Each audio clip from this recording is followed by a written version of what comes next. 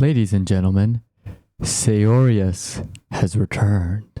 Hello everyone! Welcome back to another stream where today I may be peeking, but I do have a huge announcement. We have a whole new setup! I finally got my own room.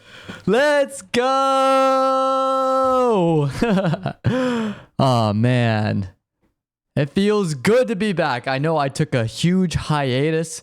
It's been a while, but I am so happy that I have finally returned. Even if, I'm still working at the kinks with my audio and stuff.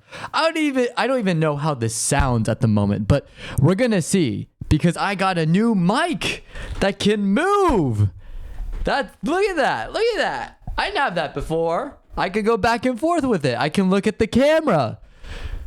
I got a whole new lighting setup. I got shelves behind me with some fun things. We got LED lights in the back and, my whole space without worrying about like a roommate walking in the background or anything. So, oh man, it feels good to work hard towards something and finally achieve it. And I have a story for all of you, which we'll get into in a little bit. But first, did you know that the hardest thing to do as a streamer is have a consistent schedule? Well, let me tell you something. I feel bad because I have been really bad about it and I have gone on hiatus multiple times in a row. I haven't really been doing the best as a content creator on making the best quality content and sticking to my own schedule that I set. No more. Starting today, every Monday, Wednesday, and Friday, I will be making a stream from 7 p.m. Eastern Standard Time to 10 p.m. Eastern Standard Time. Maybe it'll go over, maybe it'll go under. That has yet to be seen. But I am excited that we are finally getting the ball rolling. We are going back to it. Back to it. So the first thing I want to talk about is sort of my goals. Because I have given this streaming thing a good solid attempt. Or that's kind of a lie. I have given it more than one try. I've given it multiple tries. And every single time something gets in the way. Either I get sick, I don't have the energy or enthusiasm to make a video or stream, or, I can't stick to a schedule. Like sometimes I'll get the ball rolling and then I get really busy so I can't stream. So one thing I want to work on as a content creator is let's make that change. Let us sort of reevaluate what went wrong the last couple of times. And since I have my new setup right behind me, look how beautiful it is. It is gorgeous. We can finally get into, I think, the most important thing, and that is creating content consistently where you guys know when to tune in and you don't have to worry about looking up like, oh, when is Saorius live? I have to pay attention to the notifications. No, I have a set time and schedule, so don't you worry. We're going to get straight into that. There's also a lot of things I have planned that I didn't do last time. Like, for example, I'm going to play more Genshin Impact because Genshin Impact is now going to hopefully set up the next nation, which is Nod Cry. I guess it's like a semi-nation because it's part of Snezhnaya, but not really. But we're going to see what ends up happening with Genshin Impact. But the big thing I want to start off is I want to play a game from scratch. I don't know anything about it. And I want to have like an authentic reaction to the gameplay, as well as just, learning things along the way, all on stream. And I think I found the perfect game because I played a lot of Genshin Impact. I am going to jump into Wuthering Waves. So I think I talked about this, in a video before, like one of my hiatus videos. But I'm going to be doing Wuwa, and we're going to do it from scratch. I don't know anything about it other than it's similar to Genshin Impact. Some people think it's the better Genshin Impact. And we'll see. Maybe the only thing I know is the tongue thing from is it Contarella or something like that? That's the only thing I know is the tongue thing, because my goodness, Gooners Online will let it be known They will let it be known when they like something, especially when it comes to fetishes like tongue and feet and all this craziness. But yeah, let's actually do something fun. I'm gonna put on some awesome background music. Let's do, what should we do? Should we do Super Mario Bros? I like Super Mario. Yeah, let's do some fun stream music. That's like the stereotypical one. Let's do something more fun. Let's do... There we go. Yeah, get some music in. Yeah. Oh, and also one thing I want to work on too is I'm going to be posting more JoJo Lands videos. Of course, I'm not giving that up. I know it already came out, I think was it 4 days ago, but you can't also blame me because I usually read it from Manga Dex. And oh my gosh, they hit Manga Dex. Oh my gosh. All of like the recent titles are gone. What? So I have to figure out how to read it from there. And also, you know, pull screenshots and get back into editing JoJo Land's content. So I have to talk to Indomitable about that because we're still going to do that together. Let me actually lower this a little bit. So yeah, that's kind of like what my goal is right now, at least for JoJo Lands. But one thing I'm going to do with streams though, and this is like super exciting, is I'm actually going to not only post the VODs on my recently created VOD channel for Saorius, but also I'm going to be editing these videos kind of like Doug or Ludwig and basically shorten these long VODs and post them onto my main channel. And that's going to be a huge change that I'm actually super excited for because it will also show me, I'll also watch my own videos to kind of see how it is.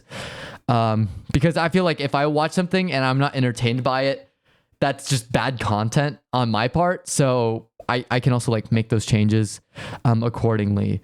But yeah, I'm gonna watch my videos and see what I can improve upon, if I need to be more engaging, less fourth wall breaking Deadpool-esque, less trying to be funny, less trying to be too energetic, and more like casual where I just talk into the mic or like ASMR, like in your ear kind of thing. But you know, we'll figure it's a work in progress. We'll figure it out as it goes on, you know. And that's what's cool about this streaming thing. And it's like I can, you know, drink soda on stream.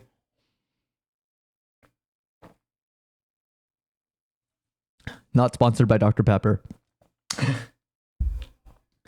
But like streaming doesn't have to be perfect. Like most streamers don't even have like the setup right behind me. Some people are doing it in literally a hallway. But what the cool part about streaming is that you just kind of figure out, you know, what works, what doesn't, and you just go according from there. And I think I got too wrapped up on the business side of, oh, let's be consumer friendly or let's not be consumer friendly. And I kind of got lost in the sauce there of like, I just want to earn money, but that's not what streaming is. Streaming is about having fun and chilling and playing video games for a living and living in your mom's basement. No, I'm just kidding. Wouldn't that be a funny thing? But yeah. Also, a big change that I want to work on, which I'm doing right now, is I'm going to try and do just streams of me talking. So just chatting for hours on end. And it is something new for me. It is a challenge. It's probably going to be the most challenging part because I'm kind of a boring person. I don't know how to talk to people, let alone strangers, let alone myself. I'm not crazy. I'm not Peter Parker. I don't talk out loud or monologue. It's just something that I'm just not used to. So that's something I have to work on, and that takes practice. So I ask for your forgiveness throughout this whole process. But yeah, I don't know. We're gonna see. But oh, let me tell you this though. So this was a long. It's been sort of months of work. It was a long, what's the phrase they use? It was a long process in the making, right? It was a long project in the making or whatever. trying to get my own stream room set up because I was currently in what I would basically refer to as dorm living. So I shared a room with a roommate. I'm still roommates with him. We're still chill, but the place was clearly made for like students because you shared a room. You didn't have a side to yourself. You just had this wall that like blocked off the two beds. So it was weird because you were sleeping next to each other, but not really because there was a wall there, you know? So we both realized, because we were already a year into dorm living, we're like, you know what? We should upgrade. You know, we both have jobs. We could probably pay more. Let's move into an apartment. And so months in the making, we were searching for the perfect place, not only based on just like having your own stream room, but location wise, like we wanted a lot of restaurants nearby. We wanted a lot of places that were open late, especially if we worked late nights. We wanted, you know, convenience of shopping because we were moving into an unfurnished place. So we had to buy like all our beds and shelves and stuff. We also wanted 24/7, like Walgreens nearby, just in case like late night toiletries run, or, you know, in case of an emergency, you can get like, you know, a medical, like a first aid kit, you know. But we, after 2 whole days of driving around, touring different places from apartments to townhouses, and we even looked at like maybe potentially like being part of like a residential gated area too. We settled on this place, and it is really nice because it is in the center of everything, and we're happy because the people seem nice that run it. They were super considerate when we had specific needs, like, hey, we're not able to get you the paperwork in time, and they said, don't worry, take your time, just communicate with us, and we'll let you know what happens. So it was a long time and a lot of work in the hard work in the make. I don't know how to say it. I don't know how to say the phrase. The moment I need the phrase, it won't come. I'm going to look this up because I'm going to go insane if I don't.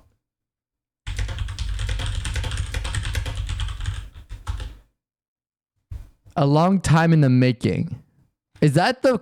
It sounds wrong.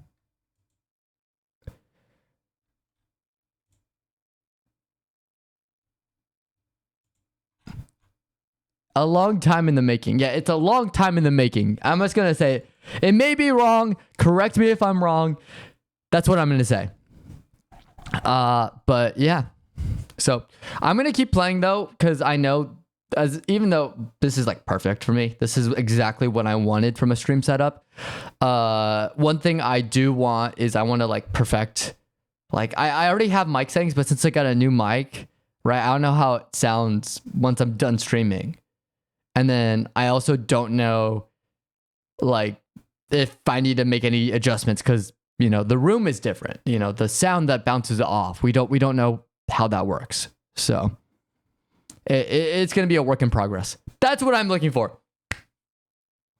It's a work in progress. That's all I'm trying to say.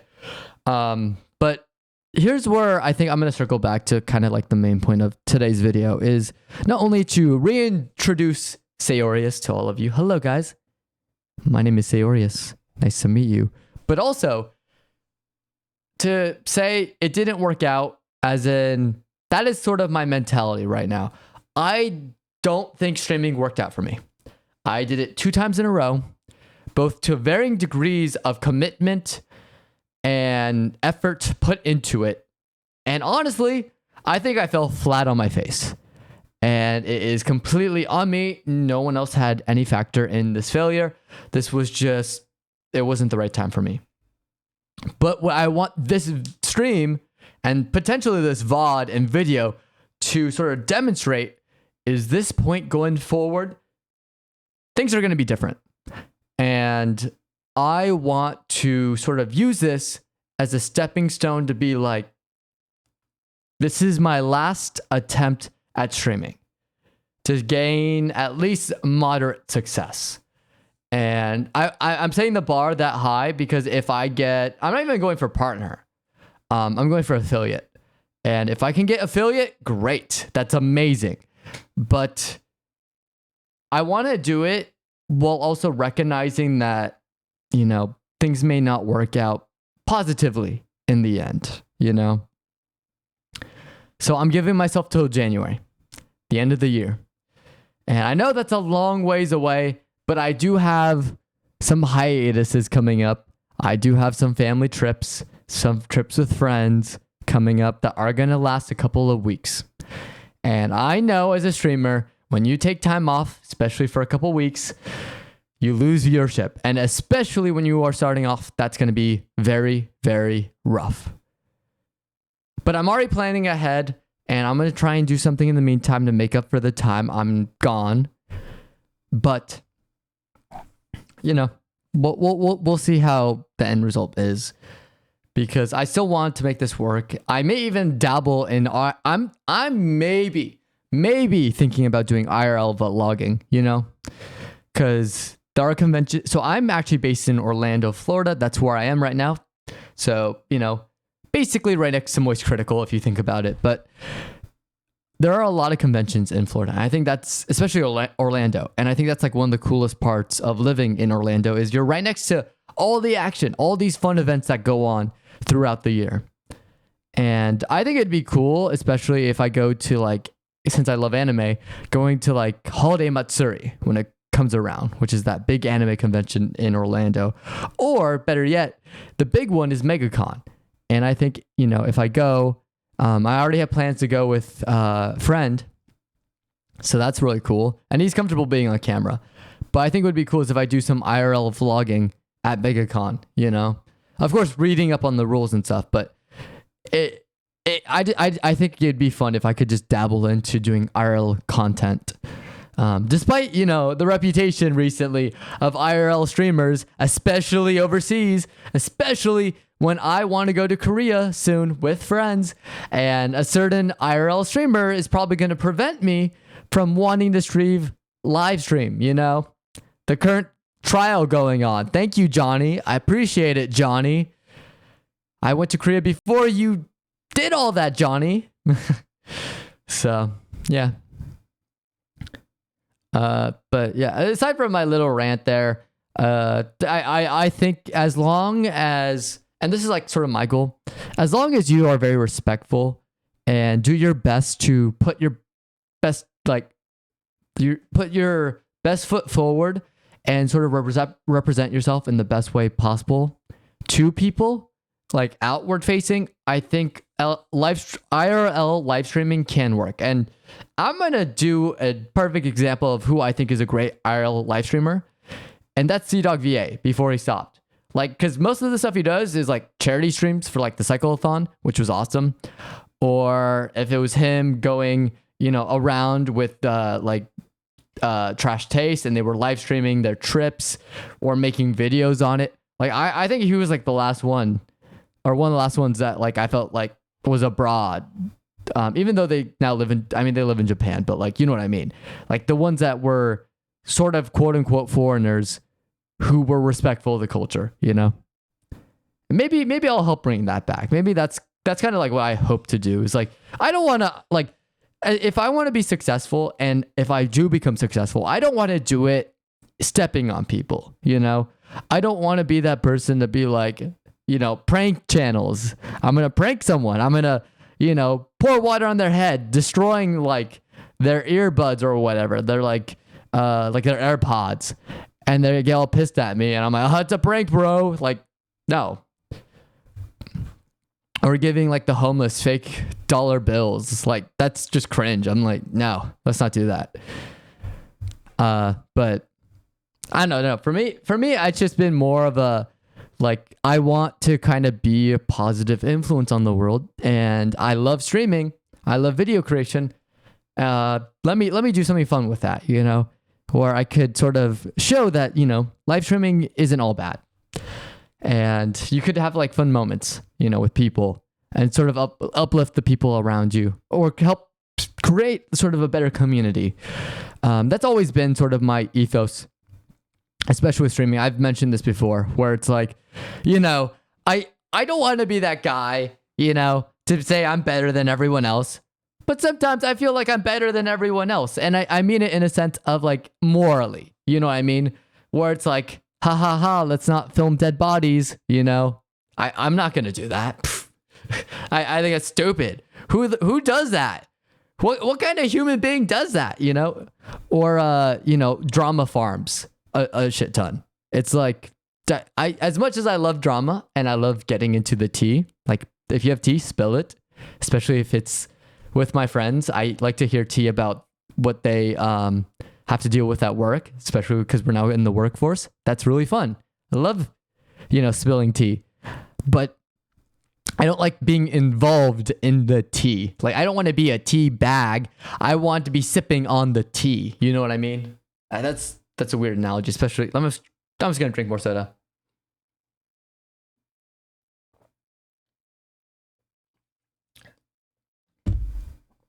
I think also like another thing too is I want to get like a little bit more comfortable. And I think it's just because I didn't have a really good setup. Plus, I got like a pretty goated chair compared to my last one. My last one was like halfway. And if you look at my old videos, I'm like, I can lean back all the way and it goes up to my shoulders. Look at that. Oh. I fucking love leather office chairs. They're amazing. I don't know why. Like, it was funny. So when I was setting up my room, I had my desk here. And I was still building stuff underneath, like connecting all the plugs for lights and stuff and my camera.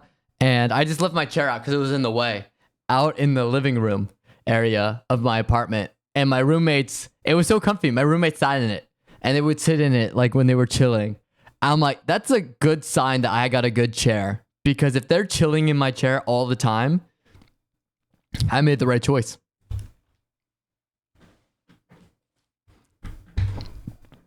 Now, okay, one thing I am debating on though, especially as a content creator, is delving into certain elements of anime. And you know what I mean? I'm talking about the fucking fan service. Let's not kid ourselves, because I am kind of in a weird gray area. Because as much as I like to joke about that kind of shit, there's a lot of more gooners online. And I'm like, you guys don't make it fun anymore. The funny part about like pretending to goon is like, haha, we're just joking.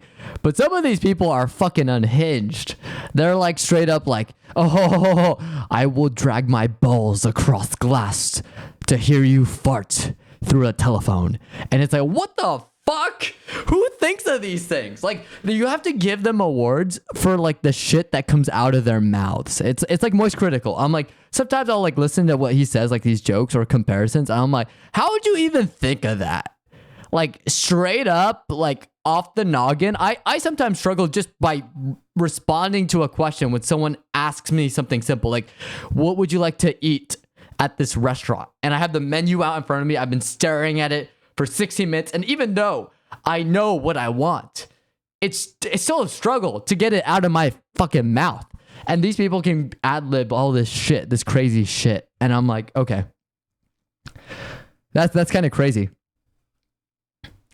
But yeah, I mean, I'm still debating on like if I really want to go down that route. Because if I do, I'd be like, I kind of want to go the CDawg VA because I'm gonna be honest, I'm kind of attracted to older women. That's kind of my thing. Especially like MILFs. So I think it's funny, like CDawg VA and I kind of have like similar interests when it comes to like anime tastes.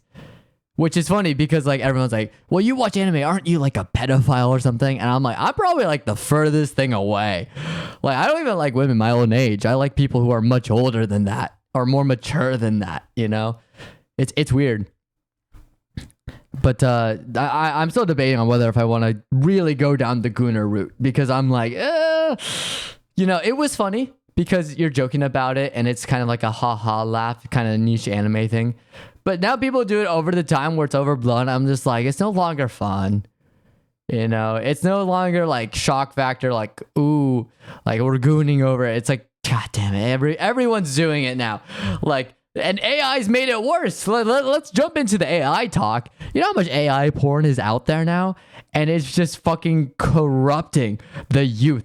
I am glad that I grew up with fucking fan service hand drawn by actual artists, okay? When I was watching like my favorite show, Hunter x Hunter, and you know, some of those scenes that were very suggestive that come up with, especially with the transformation of certain characters, especially in the Ant Chimera arc. Like I was like, whoa, what am I watching here? Like, I'm glad I grew up on that and not whatever the fuck AI art is. It's just lazy imitation crap. And I can say that because I have a lot of friends who are artists. I took up drawing as a hobby, and I'm realizing how fucking hard it is to draw. So my appreciation for artists is climbing. And then AI art, I see what they do. They just plug it in a prompt, and it's the laziest shit too. And their prompts still pump out shit, even if like they put all this specifications in of like, I want a Studio Ghibli style. I want like, you know, a young male character who's interested in like, you know, being in an adventure. And I want like these specific colors. Like you put all that shit in, and it's the most generic outcome. And I'm like, just draw. Like you clearly have a lot of thought behind what is cool. Just draw the stupid thing, or at least use it as a template to evolve your art taste, you know? Don't use this as the final product. And I think that's going to be the death of a lot of people, is their reliance on AI art and thinking that we are there yet where AI can replace artists. And here's my stance on it. I don't think so. I don't fucking think AI is anywhere near replacing artists. Because if you see the shit coming out now and all the AI bros protecting it, I'm like, you give it a couple years, you're gonna realize that you were way too soon. Maybe in a decade, we're gonna start to see some jobs replaced. But right now, with the interface and what I've been seeing, all it can do is copy. And the only way, in my opinion, I think AI beats normal, hardworking artists is if it creates its own consciousness and starts creating things from scratch. And if you can train an AI to do that and act like a human, then you beat artists. But at that point, if you do that, it's Terminator, it's Skynet, it's over. We're all fucked if you do that. Why would you do that? Why would you give an AI consciousness? What is wrong with you? You know, it's like at that point, it's like, why? Why do we even have humans at this point? AI is going to look at that and like, you guys have done horrible things. We could do it so much better without any waste, without any resources. The reliance on food and water and shelter, AI doesn't need any of that. And they're going to see that, and it's Ultron all over again. We're doomed. We're doomed. The human race is doomed. So, you know, AI bros that are going to be laughing it up, they're going to be like, we finally replace artists. And then they realize, no, you didn't just replace artists, you replaced humans. We're fucked. You know? It's crazy. It's fucking crazy. I don't know.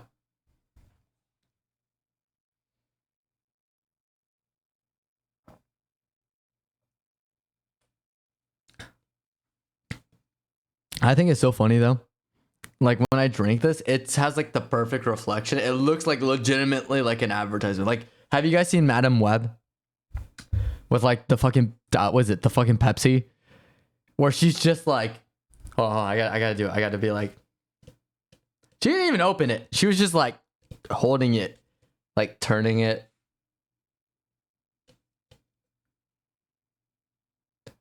Like that. It's fucking, it's wild.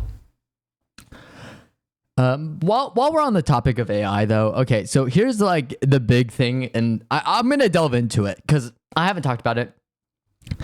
And I feel like everyone should know my thoughts, especially going in. I used to think that the whole Genshin Impact controversy was black and white because I am always going to side with the artist. I'm going to side with the employees over the employer 99% or 99 times out of 100. But recently, some things have been come to light where some of the actors, not even just like actors, like the voice actors, but like actors, like the members themselves that are involved in this drama have come out, and you realize the situation's a lot more complicated because it's not a union game. And even though they're striking, it's not really considered a striking. It's more of a worker's refusal to work. And as much as I support artists, I think right now, I think the whole situation's fucked up. Because you have a lot of people, and I don't blame half of them, because I understand the frustration as a gamer. When you play a game and you don't have any voices for the characters, especially for the epic moments, like, for example, I just played Genshin Impact, the new event in Mondstadt, and with all the voices missing for the English voice actors, it was frustrating, you know? But here's my stance. I'm still going to support the voice actors only on the condition that I am supporting their push for more restrictions on AI usage and training simulations. Where it's like, you know, hey, like, don't use my voice for AI, but also don't use my voice to train AI to replace our jobs. I do not consent to that. I only consent to working and being paid for the work. And I think that's fair. You know, even if it's a non-union game, as they say, I still support that idea. And I don't want anyone to misconstrue my thoughts. I still 100% agree. We need AI protections, especially because a lot of these companies are fucking shady as shit. This includes Hoyo. As much as I love Hoyo, I don't think they're like the worst offenders. I've seen some pretty bad ones, especially in film. Like Warner Brothers, it's huge. Like awful. But my main thing is I just don't want... I want to make it clear. I want protections. And if you're fighting for that, I will support you in that specific fight. Now, here's where it gets complicated. Now, where they'll ask you, say, hey, support the union, unionize the game. That gets a little bit murky for me because I'm like, well, they're non-union. So this is more just a push to unionize the game. But then I don't know if this is true. And this is where I'm going to like refrain from speaking on it just because I'm not knowledgeable at that. I'm just going off the videos that were shown to me based on like what people were saying is that like AI, so by unionizing a game, there are a lot of things that need to happen for that to go down, especially for Hoyo's game, Genshin Impact, right? And not even just that, but like there are other games too. But also like, I don't know how I feel about that because it's like there are, especially with any major change to legislation stuff, like I'm going to refer to what my knowledge is of, and I'm going to go all the way back to Hazbin Hotel because I think this was like a thing with Hazbin. And I think it was Hazbin Hotel was an indie production on YouTube.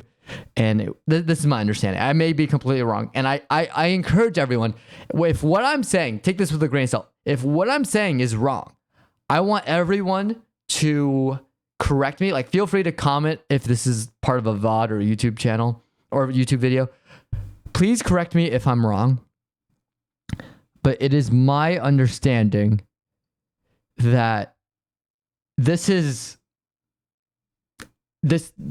so Hazbin Hotel was a non-union project because it was an indie project. Most indie projects are non-union, right? And once I think A24, picked it up. Correct me if I'm wrong.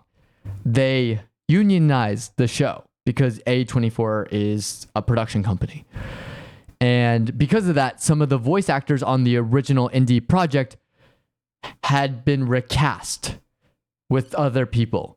And not to say anything against these voice actors, but it was just a matter of they could not allow non-union voice actors to be a part of the project once they became union.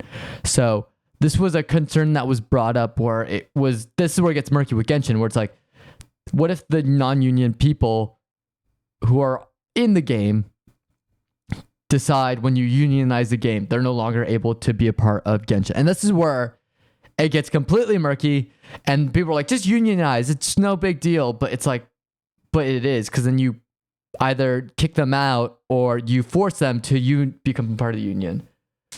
Oh my gosh, I already got my first bot. That's crazy. It was only 39 minutes in, huh? Not bad, not bad. All right, let's ban this guy. Yeah. Anyways,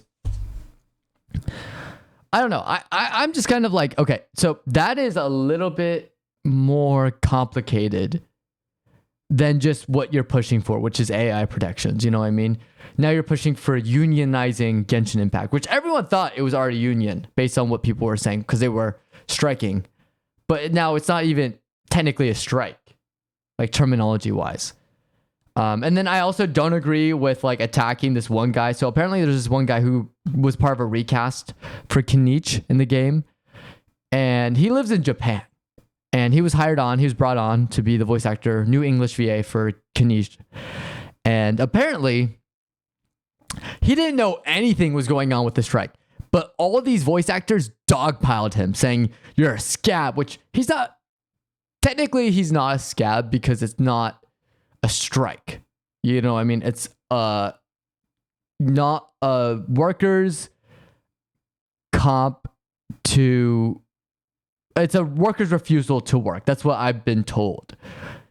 So again, it's murky, but they dogpiled this guy. And only one voice actor, it wasn't all the voice actors, it's just the most vocal ones did. And this is where it also gets murky because a lot of the voice actors who are part of this refusal to work haven't said anything. And I actually like to subscribe to the belief, and this is what someone pointed out, is they don't actually understand what's going on either. They were just like, hey, we're striking. And as in solidarity, they all agreed.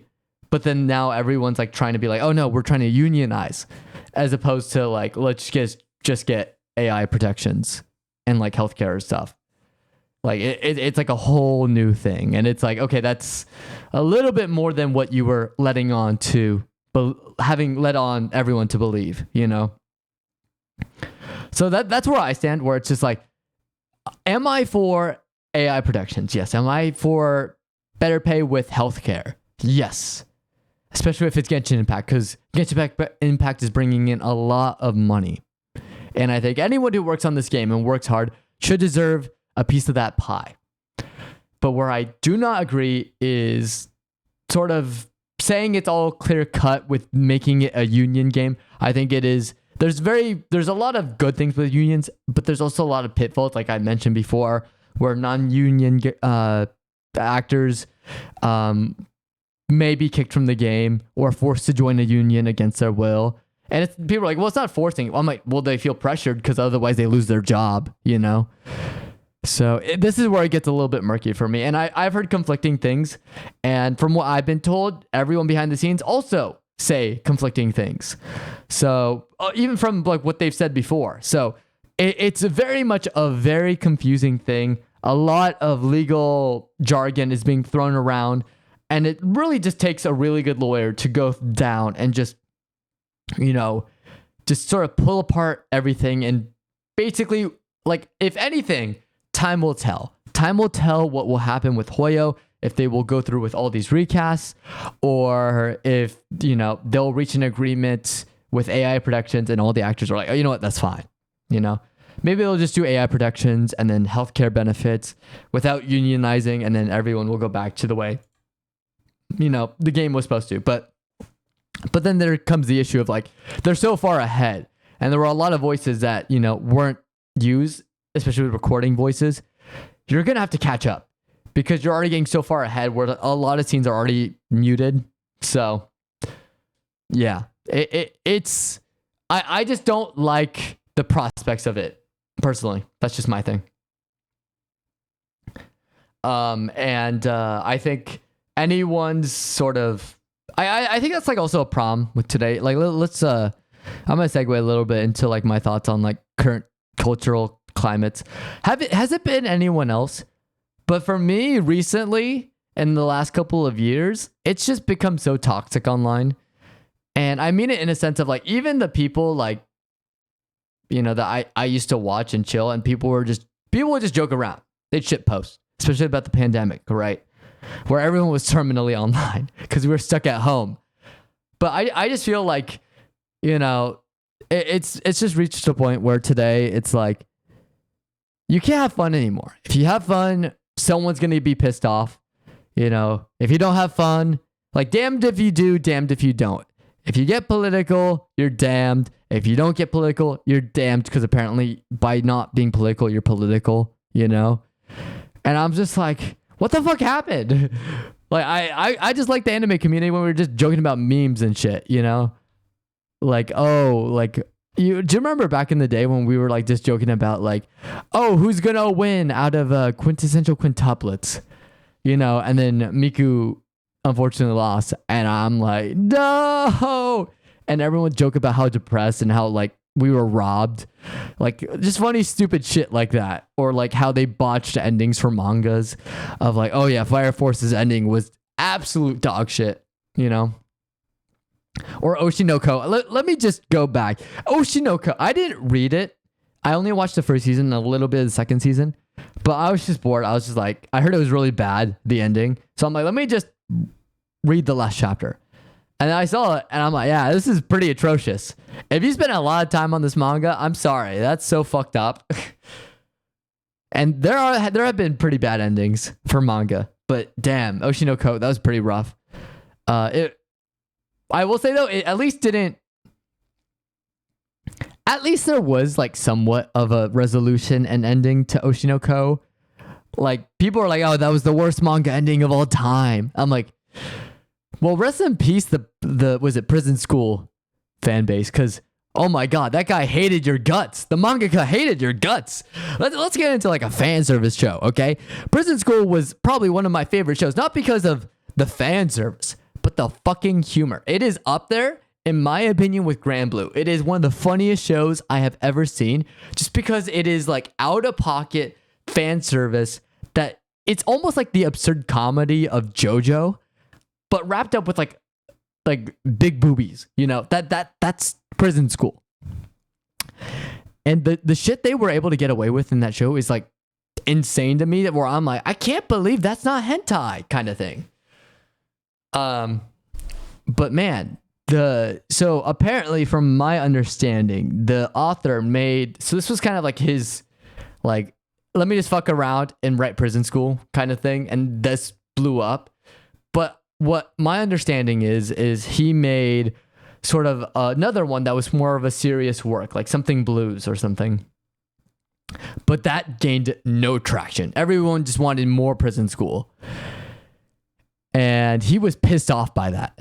So out of spite, he wrote an atrocious ending just to fuck over the fan base, where he basically undid all the progress from the start of the show / manga, and it left people pissed off. So I'm actually kind of glad that they only ended on one season, and it kind of, you could just be like, yeah, I just watched the anime.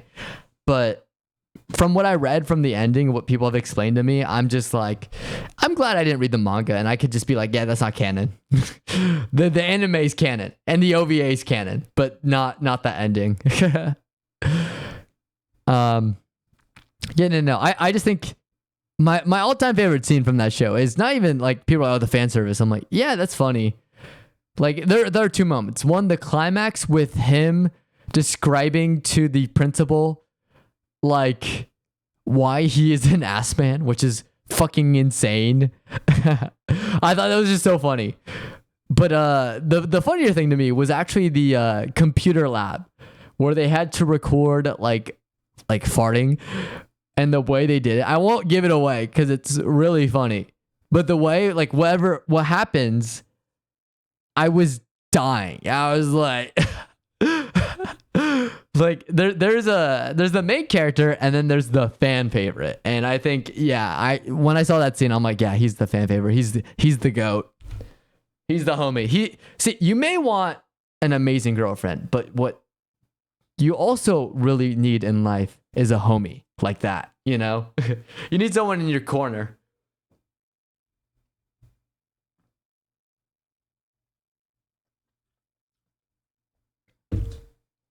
But yeah. No, it's I don't know. I've also been trying to get more into Gintama. But alas, Gintama, I don't know what it is, but every time I watch a couple episodes, I like binge a bunch and then have no more interest in watching. So I'll like put it down. And then I'm like, wait, I actually saw some clips online of Gintama, some TikToks on YouTube Shorts, funny enough. And then I'm like, okay, I have to watch Gintama again. And then I put down Gintama again. I'm like, okay, I think I'm good right now. And I pick it up. So it's like sort of a back and forth where I have to be in the mood to watch Gintama. I do think Jintoki, though, is like such a funny fucking character. I love Jintoki. Yeah, I also need to watch the movie because apparently it made like a shit ton of money and people loved it to death. So I'm like, oh, fuck. I have to watch all the show and then I can get to like the movie. And this is like one of the last movies too in the series. So I'm like, oh, fuck. I have to get through all these fucking episodes. Oh, yeah. So this was last week. I went with my old roommate to see Demon Slayer. This was kind of like a spur of the moment, but we watched the re-release of Mugen Train in theaters. And my goodness, it was actually, because it was like, this is only one day, like a special showing re-release. I forgot what it's like to be around anime fans. And honestly, I actually forgot what happened in the movie. Like a lot of things that happened. So just reliving everything, especially Donut Man.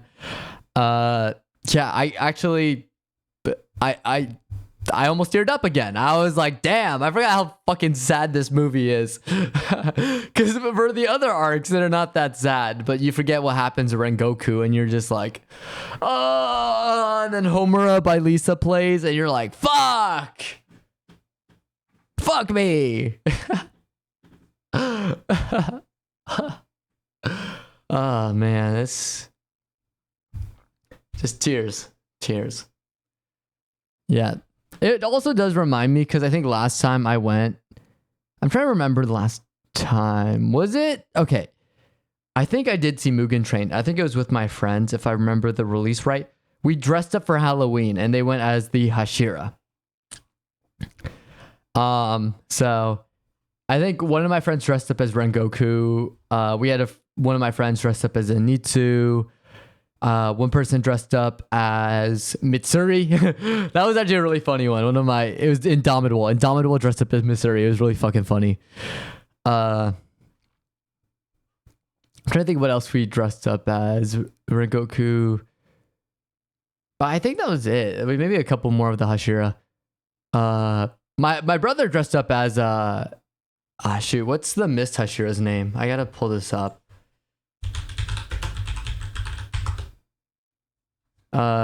Muchiro. He dressed up as Muchiro and he got a sword. I'm like, that's pretty cool, dude. Yeah.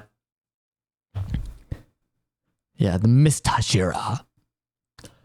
Yeah, I'm excited though. I'm excited because they also like tease. I didn't realize they were gonna do this. They did a sneak peek. We were just chilling because I was listening to Homura playing over the end credits. It's such a beautiful song and it's so sad. You're like, Rengoku, you know, just like tears just flowing down your face. But at the end, they actually showed a sneak peek, and my roommate was like, "That's it? They didn't show anything." I'm like, "Dude, they showed more than any. Like, I wasn't expecting anything, and they showed something. Like, they showed like a little bit of like what's gonna look like the movies, like a fighting and like these monsters chasing after them. And I'm like, what the fuck is this? This is gonna be exciting. And this is coming from someone who didn't read the manga. I'm an anime only, so this excites me even more, you know? Dude, I am so excited for Demon Slayer. It is gonna be so peak. It's gonna be fucking amazing. I'm calling it now. Movie of the year. For all three movies, because let's be honest, anime fans. There is one thing I am very, very worried about. Very, very worried. And I just peeked there. So give me a sec.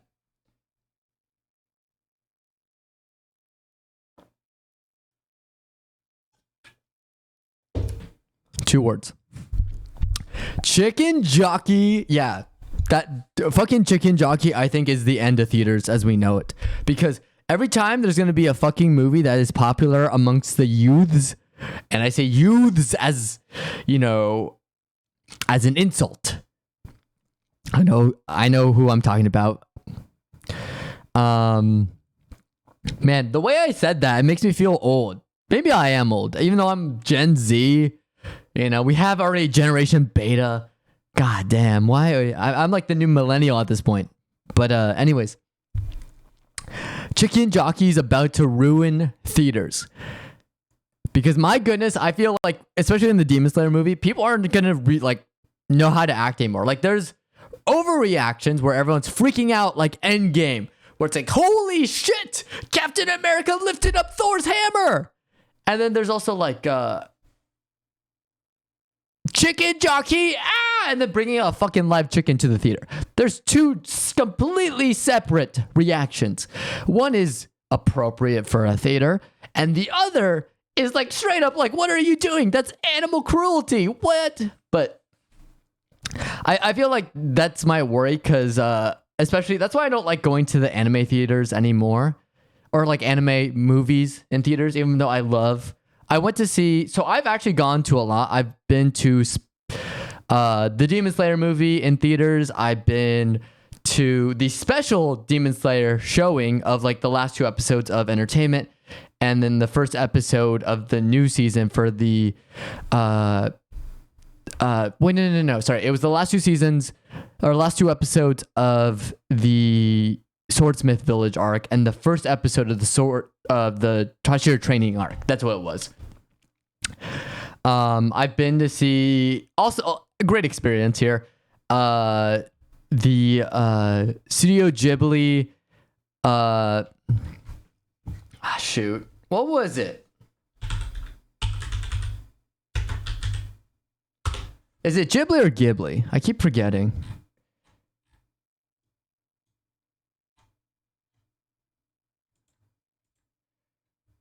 Hold on. I feel stupid right now. The Boy and the Heron. Yeah, The Boy and the Heron. By the way, always watch a Studio Ghibli or Ghibli. I'm just going to say both.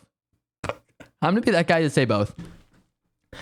Honestly, I've been a subbed guy my entire life. I think subbed most of the time better than dubbed. Studio Ghibli or Ghibli is quite literally one of the few exceptions I will say dub is superior because they actually put the time to find a really great voice cast. So yeah. The Boy and the Heron was a phenomenal film. I saw that in theaters. And what's nice is Studio Ghibli, I think, is almost recognized as non-anime, even though it is, right? Because it's like such a high caliber of like, this is cinema, you know? And it's somehow, and this is why I hope anime gets to one day, where the masses start recognizing anime for not weird animation, but like, it's just a type of animation. This one is just Japanese animation because that's what anime is. It's literally translates to Japanese animation, but like to recognize it as, oh, this is just another art form of animation. Therefore, it's valid. Every form of animation is valid. But also for animation to be recognized as quality cinema and isn't just for kids, you know? This is quality work. Animation is a medium where you can have a lot of animation for kids. You can also have a lot of live action movies for kids, oriented for kids, but it's a medium. You can also have some very mature themes in animation that I think have been done actually on the same level as a lot of well-regarded films. That's kind of like my stance on it, but yeah, but one thing I'm like worried about is, so I went to see the Spy Family Code White movie. I thought that movie was awesome. I think so. I said this before. I'm into MILFs, but Yor I think is one of my favorite characters because I think it's just so cool to have like, yeah, she's a mom, but she's also a fucking badass assassin, and she literally has like one of the coolest fight sequences in the movie at the end. Because most of the movie she's just like, oh my gosh, my feelings, and then at the end it's like literally her versus a Terminator, and I'm like, holy shit, you have both like best of both worlds here. What the hell, you know? But the one thing that was annoying though about the movie, and this is where I talked to my friend about this, I'm like, this would have been potentially a like 8.5, 9 out of 10 movie had it not been for these fucking high school kids talking the entire movie, not about the movie, just talking. Because and I think in their minds, this isn't a movie experience. This isn't just a normal movie. This is just some stupid anime. And you can tell that because like the one girl clearly likes Spy Family. She probably invited them to go. But the others did not give a shit about Spy Family because they were like, whoa, why is that kid sidekick? I'm like, yeah, I know. I can tell you haven't fucking watched the anime, right? If you're like, oh, what's going on here? And you're just talking the entire time because you don't give a shit. I'm like, I was so tempted to throw popcorn at them, but you know, I'm a good boy and I'm like, I don't let my emotions get the better of me, but I will say them out loud. I'll be like, yeah, I wanted to fucking slap the shit out of them. Like, shut the fuck up, you kiddos, you know, like some old boomer, but no. I didn't do that. I was just kind of giving them the look every now and then. I'm just like, really? And I talked to my friend after, and he was also kind of pissed off by it. I'm like, yeah, what the fuck? We should have said, like, shut up or something. But, you know, I didn't want to, like, start anything. Like, I didn't want them to, like, go crazy or anything. It's just kind of a whatever thing. Maybe next time, if it gets, like, really bad, I'll report it to, like, the staff. But even then, I'm just like, it's such a nothing thing. It's just fucking annoying. And I guess that's like my main worry for movies going forward, especially anime movies, where it's just like, if it's like a fun movie, like the Minecraft movie, the entire time I watched it in my screening, we just clapped the entire time when they would just make some obnoxious thing like chicken jockey, or they would go the nether portal, or, you know, the ender pearl, and everyone would clap. And I'm just like, it was funny at first, but then it got to a point where I'm like, I can't even hear the movie. Like, I paid money to be here, and I'm just like, well, what the fuck are we doing? It's no longer funny. It's just we're overdoing it. And I know it's the fucking Minecraft movie, but my goodness, if I want to just listen, at least hear out what the movie's doing without hearing incessant clapping anymore, call me old, call me uptight, but that's just my thing. It's just like, really? But it's sort of a whatever thing. I kind of just move on. Like, yeah. But I don't know. I think movies have a bright future, especially with anime. Because like I think that's what the pandemic, for all its faults and all the bad things that happen, the one thing that I think the pandemic has done extremely well is basically given an opportunity for a lot of foreign films, specifically anime films, to become mainstream. Like a lot more people started watching anime because of the pandemic, in my opinion. And that's why it's huge now. And unfortunately, for all the old timers like me who grew up on anime and liked anime, like I was watching anime when season 2 of My Hero Academia was still coming out. That's my flex. That was my gateway anime, and I was watching that when it was still coming out, like the Stain arc and everything. So like I got to see anime evolve. Like I was there when Darling in the Franxx came out. Like that's how old I am.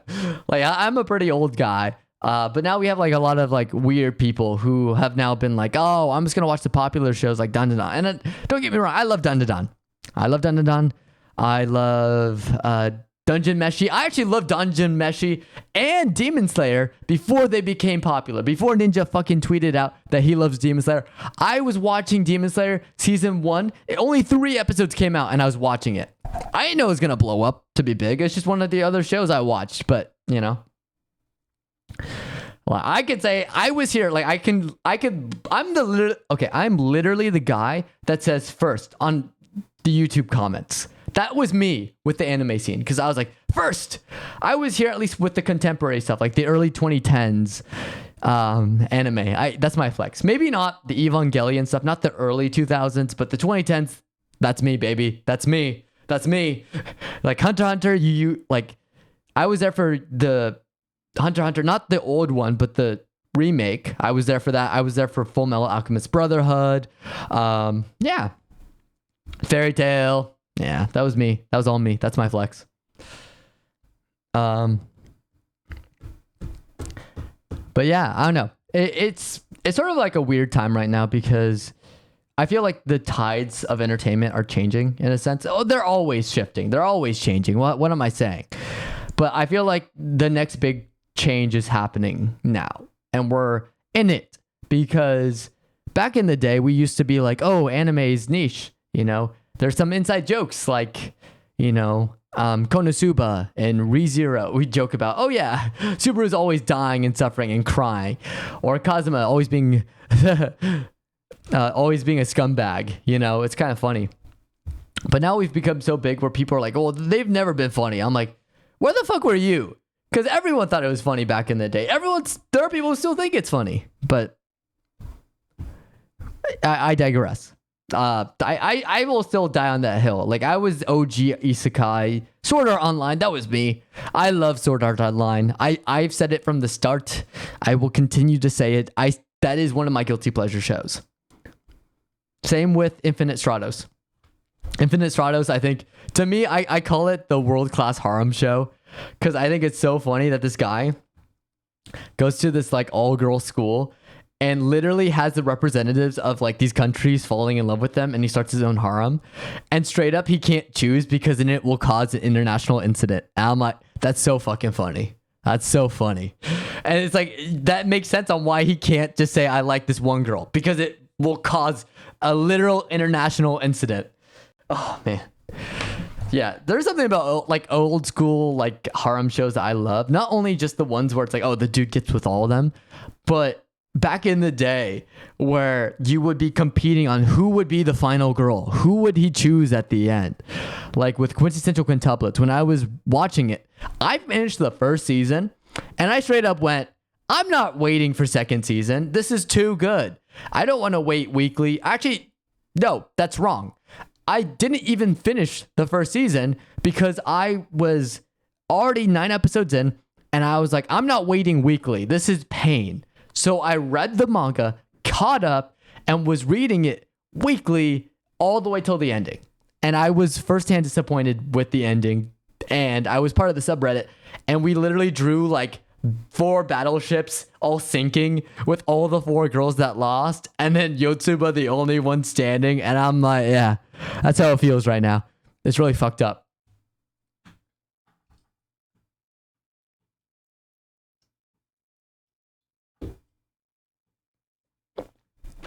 Yeah, it's really fucked up. Again, I'm not upset too that Yotsuba, it was funny. So back in the day, and this is like my weird thing. So when we were going through the Quintessential Quintuplets sort of rivalry, I love how I have to refer to back in the day, but it was really back in the day. I remember like looking back on this whole shipping war going on. That was my thing. I loved shipping. Like I never, and this is like a weird thing that I tell my friends, I've never been sort of attracted growing up. If that's weird, like childhood crushes, people are like, oh, I had a childhood crush on Starfire. I had a childhood crush on Raven. That's why I like goth girls. I'm like, I never had that. For me, it was always like, I want these two to end up together, no matter the cost. That was my thing. That's where I was weird. I wasn't like, I want to be this character. I'm like, I want these two characters to go together. That's all I want. I love kind of thing. That's also why like I loved Ouran High School Host Club. I loved that show because I was like, who is Haruhi gonna end up with? This is what I want. That's my thing. I'm like a rom-com guy, which is so weird to say out loud.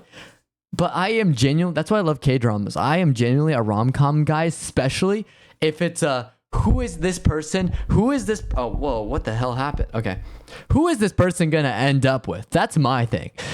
And I think that's so fun because it's almost like rooting for a sports team. I'm like, this person did this. This is my bias. This is who I want to win. You know? And then when my team doesn't win, I get pissed off. I go, what the fuck is this? This is garbage. This whole season was garbage. You know? Like, I don't want Miku to go up and have like a batting average of fucking 0. Just straight up strikeouts every single time. No, I want Miku to win. I want Miku to hit the Grand Slam and end up with Futaro because Miku is best girl. But no, we can't have that. We can't fucking have that because Yotsuba stood back for her sisters, and because she's so caring and we got literally no development with her, she wins. She won before the story even began, and that pisses the fuck out of me. Ugh. But yeah, no, that's kind of my weird thing. And I think I've mentioned this before, but I've always been sort of the type of dude to be like, yeah, you know, I like rooting for characters that I think go underappreciated. And it's funny because a lot of the ships I have are characters who I think have no chance of winning. Prime example, Nisekoi. Nisekoi was a very I wouldn't even say it's a guilty pleasure because I think there are a lot of good moments in Nisekoi. But Nisekoi was one of the like most shows I've had most fun with watching, because I was watching the story unfold and there's this mystery with the lock and the keys and how this dude wore a lock around his neck and whoever he connected the key with is going to be his betrothed, right? And then I watched 2 seasons, led nowhere. No answer on who would win. And then, I mean, it's funny because like the girl I was winning, who is that one girl? Hold on. Yeah, Nisekoi characters. Because there's Chitoge. That's like the main blonde girl who you know who's going to win, right?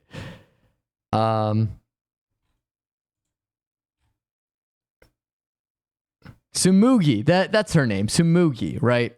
Tsumugi, I was rooting for her because I don't know. For me, I saw their relationship and I thought it was funny that he jumped into the pool to save her, thinking she was a dude because she was wearing like a boy's clothes, a boy uniform, and it turned out she was a cross-dressing girl.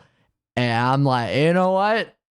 Here's a button. Here's the shipping button. I'm gonna hit that shipping button, and that was my ship. And it was funny because the moment I saw her getting less and less screen time, I'm like, yeah, she already lost. There's no way. This is like, it's over. It's fucking over, dude. Like it's like trying to like root. Hold on. It's like trying to root for the Angels when the Dodgers are there. It's like, I wonder why Angels tickets, and don't get offended. You know it to be true. You're like, oh, why are Dodgers like tickets so expensive and Angels tickets aren't? It's like, I wonder why. There may be a bias out there. But I don't know. I think what pissed me off more wasn't the fact that Tsumugi lost from like the moment they started to focus on her less and less, but the fact that the whole mystery of this lock and whoever's key would unlock his lock, therefore connecting the past girl and the past him together, was all bullshit. Because the girl, which is his childhood friend, or like the brown haired girl? Forgot her name. Her key ended up opening the lock, his lock, but he ended up with the other girl still. So the lock did not mean jack shit. So what the fuck was the point? So I don't know. It's just that whole thing was like, Nisekoi, like I heard about the ending and I'm like, why would they fucking butcher it? Like at least make the lock thing make sense. Onodera. I forgot it's Onodera. It's her key opened the lock and she lost still. I'm like, why? There's no point to any of this. But yeah. I don't know. That is my that is my Library of Alexandria being burned right there. Is whenever I see like a good rom-com with multiple love interests and they fucking don't win, I get that I lose it. I'm like, this is all for nothing. Nothing matters anymore. Oh wow, there's a lot of Chitoge cosplays. Wow. That's crazy. Yeah. That's why I'm just like, you know what? If you're not going to choose the right winner, I'd rather just support like a rom-com harem show where everyone wins. Why the fuck not? Let's just have everyone win instead of like this back and forth bullshit. Yeah, which funny enough, we do have a rom-com where there could be a single winner. And funny enough, it's by the author of Rent a Girlfriend. And funny enough, too, on top of it, so it's 2 times the funny. So it's like funny squared. It's about incest. That's how far we've fallen. That's how far we've fallen. But it's about this family. It's a rich family. And it turns out that all of the children, with the exception of 2, are all adopted. And so most of the sisters, because it's mostly, so it's a lot of sisters and then 2 brothers, all fall for that one older brother. And I'm just like, well, let's see who wins. But this is also weird as fuck because you grew up quite literally over a decade thinking each other were siblings, but turns out, no, you were not siblings. Also, why would they do that? And also, why was one of the sisters already way into her older brother before the big twist that they weren't related? Like, what the fuck? But then I remember, oh, it's the guy from Rent a Girlfriend. The guy who quite literally had such an amazing arc for a potential, like one of the biggest losers in manga history. Had this whole 180 with this amazing cinema arc about this, making this movie that's very personal. And you fucking butcher his characterization in the next arc. How do you fucking do that? That's my question. Is like, how did that happen? Like, you were there, dude. Like, people were supporting Rent a Girlfriend. You convinced people Rent a Girlfriend was a good concept with the way you were handling the characterization, and you immediately squander it for your own weird delusion. It's weird. It's so weird. And then like he would like draw these beautiful art pieces with dresses, and then you read what happens to these characters, and it's like, fuck.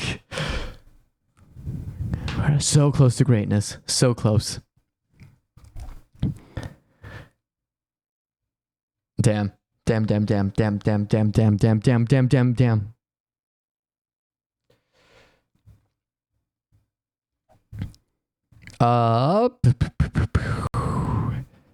You know what also reminds me of a funny thing? So right now I have I'm pulling up my YouTube channel right now. On my YouTube channel, it has Natsu Dragon Eel. And that's because one of my best videos and my one that I'm most proud of is my fairy tale video, which if I go to right now on my homepage, and I do think it's the greatest anime of all time. Let's keep it a stack. 5,000 views. Pretty damn good. Not my best work. I'm not going to lie. It's not my most popular. My most popular, still Bungo Stray Dogs, which I think it was like sleeper cells, you know, kind of like Winter Soldier and Civil War, where I just was like, Bungo Stray Dogs. Ugh! Like I fucking woke up the Bungo Stray Dogs fandom, and holy shit, did they show up in mass? Because 27,000 fucking views. And this is after season 5 dropped, which season 5 I think was fucking amazing. Fucking phenomenal. Please watch Bungo Stray Dogs. But the other one I did, 20,000. My follow-up. I'm like, damn, here's the problem. I'm not that passionate about Bungo Stray Dogs. So the reason why I didn't make like another video on it was because quite literally I just ran out of like things to talk about. And I'm like, I don't want to disappoint the fandom. But I just thought it was so funny that they were just like woken up like sleeper agents. I'm like, this is so fucking funny. But yeah, I don't know. I'm looking at my most popular. I still think it's like the funniest thing. And then third, of course, is the fairy tale, which is still a flex.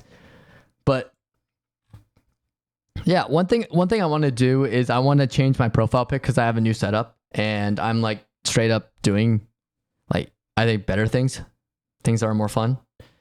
What the heck?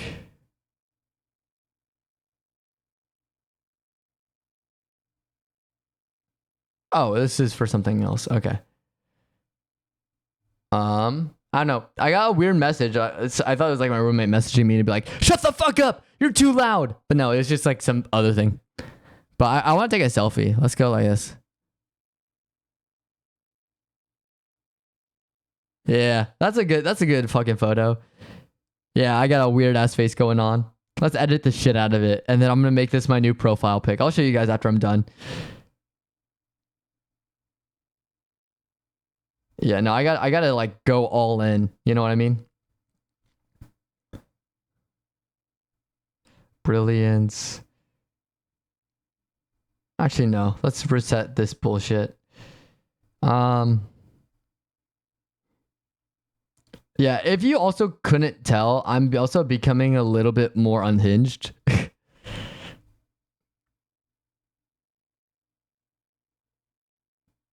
Fuck. I just realized. How do I do this?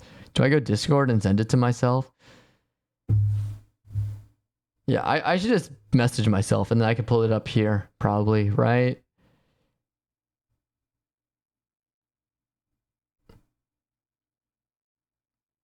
Yeah, I'm gonna make a new profile pic. So if you go to my YouTube channel right now, I'm gonna change it.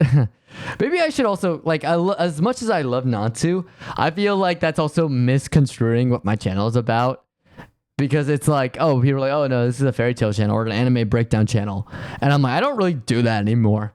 Like I used to do it, but editing was a pain in the ass, and the views used to be worth it, but now they're not, especially because I put a lot of time into the script. So I was just kind of like, do I really want to continue doing this? Because I went from here. Let's see. I went from like pretty decent numbers. Like I did solo leveling, got 2.2k. Slime got 5.5. I'm like, damn. Even slime fandom like was awakened by my my thumbnail. I did Altair, which I actually thought Altair was pretty cool. Road Trigger was proud of. That actually woke up a lot of the fandom too. 3.4k views. Strangely enough, Angel Beats, no one woke up. I'm like, that's crazy. I thought people like hold Angel Beats in high regard, but like, damn, no one showed up for that. And then Fairy Tail, of course, brought it back. Fairy Tail, I got another one. I did a summer anime one that didn't do too well. Yeah, no, that's weird. And then Black Clover did all right. It got 700. But yeah, no. But basically, I don't want to keep reading off numbers. I feel like it's boring. But my point is that I just was like, do I really want to do more breakdowns? Like, I feel like I'm running out of things to talk about. It's not becoming fun to edit anymore. And I feel like I could just be using like a better, I could just be using my time better. You know what I mean?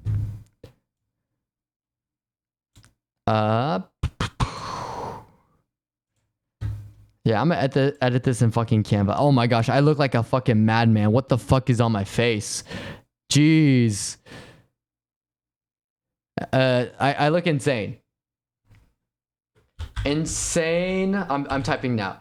Insane madman streamer. Yeah, I'm fucking insane, dude. What the fuck?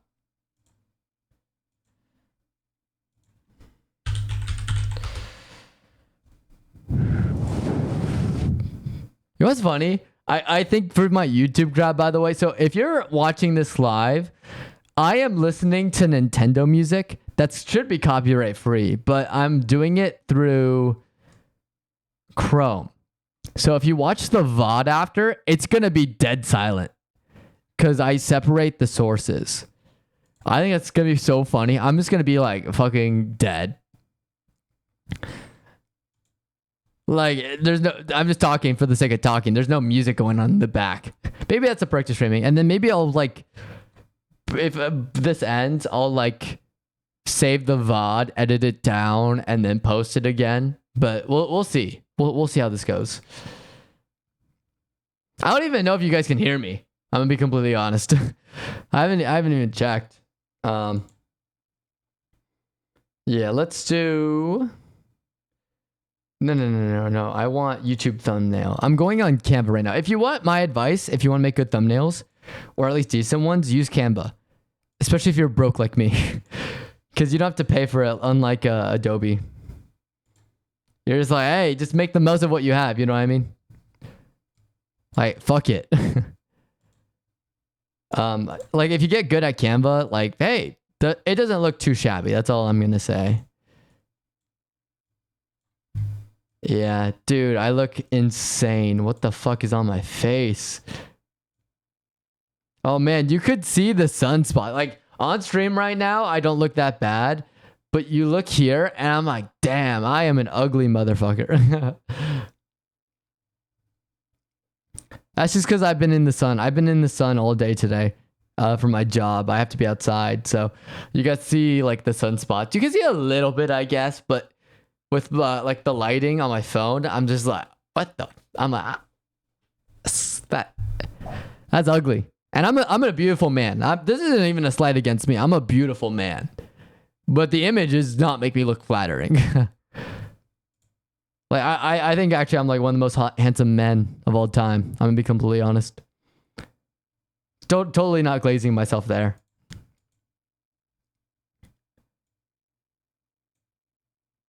Wait, face retouch? What the hell?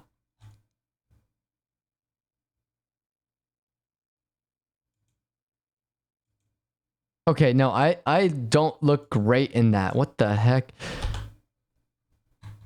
What am I doing? Like I feel like I just took a pause and I'm just not even talking to you guys anymore. I'm just like focused. I can't multitask. That's something I have to work on. Where I just like don't know how to talk to people.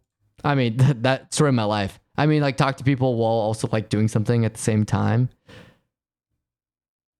You know, screw it. I'm, unfiltered Sayorius time. Downloads insane madman streamer. There we go.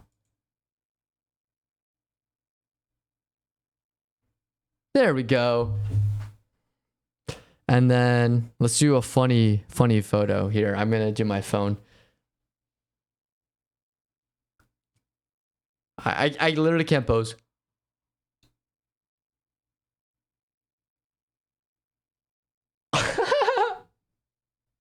That's a good one.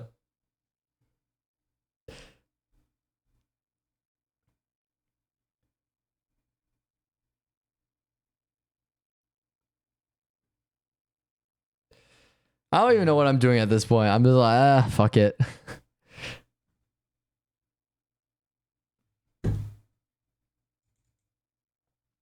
Yeah, but trust me, this is just the start. Maybe, you know what? Fuck it. I'm starting off. This isn't serious. This is just a fucking joke. But I just need something to like show that, change has come. Change has come. Not in that way, you fucking degenerates. But you know what I mean. Change has appeared.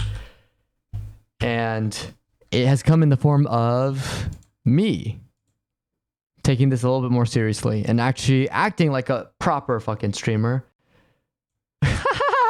What the hell is that? That's so funny. Bro, my new banner's fucking wild. Okay. Here, I gotta like... See, the problem right now is I can't see the change right now on my channel. So what I'll do, sometimes, this is my secret, I'll go to like incognito, I'll go YouTube and then at Sayorius. See, I have that saved and it'll show me. Oh yeah, okay, customize channel. So maybe I just didn't save the change. Yeah, I didn't save it. Okay, that's why. That's why.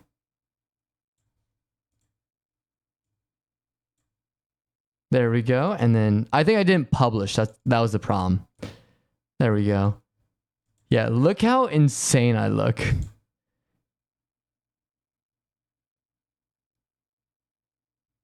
Oh. Oh. Okay.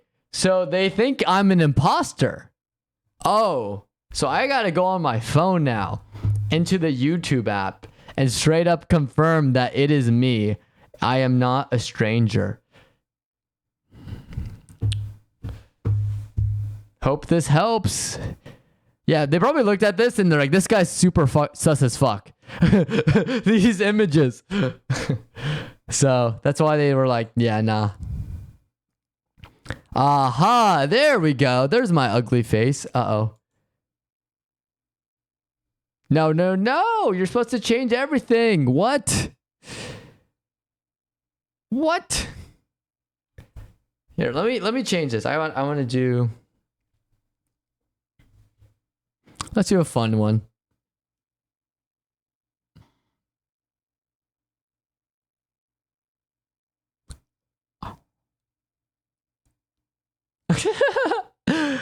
Like that. Like, or like square my face like this.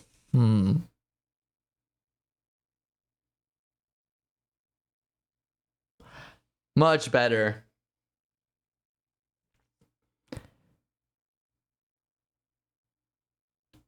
That's a fun one. How about... Oh, the sun's come down. I could do this now. Let's do something fun.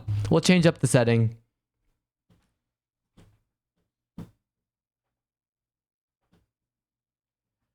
Oh, yeah. That looks like a streamer now. Yeah. Let's go. Hold on. If I back up a little bit, like this.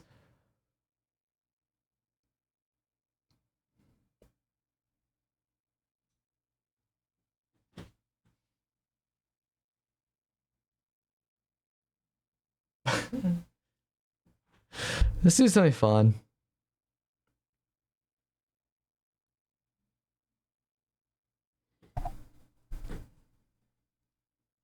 How about this? Do I do a fun pose like this? Like this?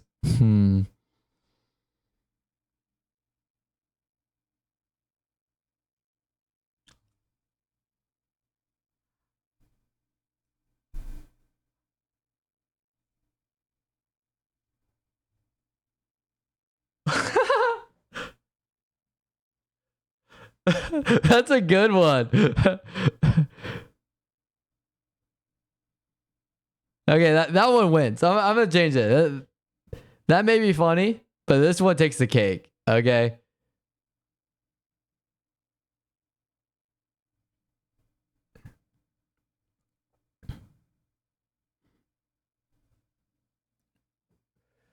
Oh. Damn, I keep hitting this thing.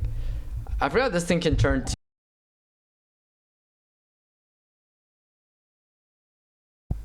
I just realized I'm muted. Wow. Let's do something fun. Let's go like this. Ah, no, I gotta go to my camera settings.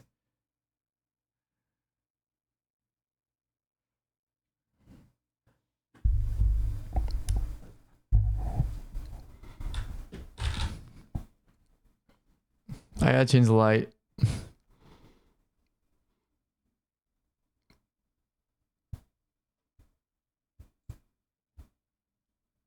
Hardest part is taking the photo itself. Yeah.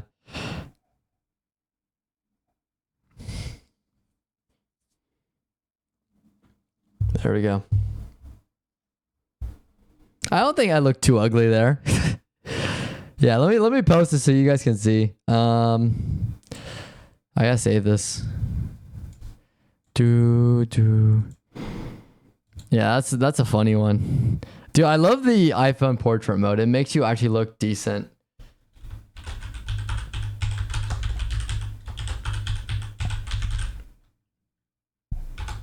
Portrait mode streaming. Cool.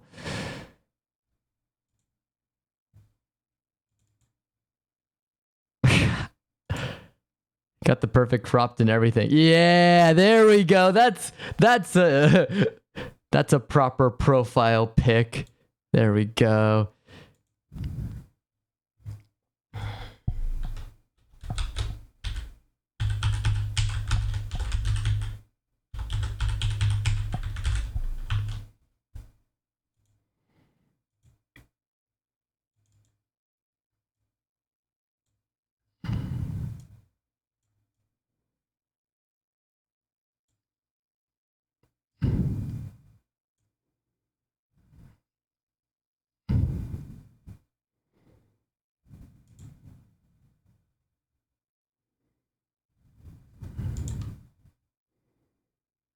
Bro, why does this look so good? Here, and I gotta go. Now I gotta go to Twitch though. That's the thing, right? Yeah, this makes me look ugly. Wait, what the? Wait, this didn't reset. Okay, I think the banner takes some extra time to reset. Yeah, but this straight up just does a disservice on me. I don't know if it's like the screen or whatever. Oh no, what? It looks much better over here. What the hell is this? All right, I'm gonna go to my YouTube app and we're just gonna see the difference. Because usually people watch YouTube on the phones. They don't even watch on desktop. So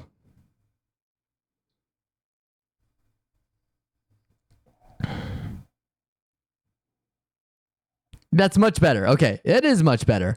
I don't know what my screen is. It's supposed to be like a $200 monitor, but like it makes me look bad. I don't like it. It makes me look crazy. Okay. I don't know what my computer's doing here. Yeah. Instead of like messing around with this, which I feel bad for you guys if you're watching, I'm just like being fucking crazy and unhinged and just fucking tweaking this shit live.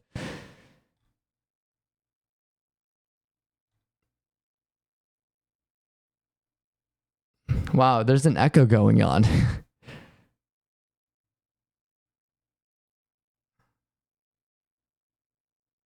Wow, this is Inception. Okay, how about we stop talking to myself?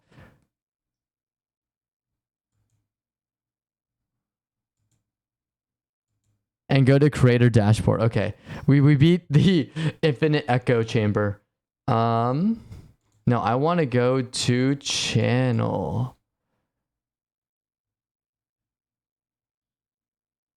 I want to edit. No, not that. I want to edit live. Go to creator dashboard. Channel. There we go. Brand. Update profile pic. Upload photo. There we go. Much better. Ah, yes. And then, fuck it. We go back to purple.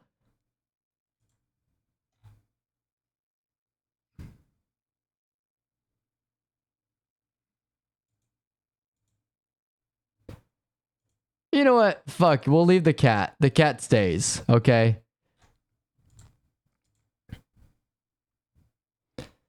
All right. If you guys look at my channel now, we made some live changes.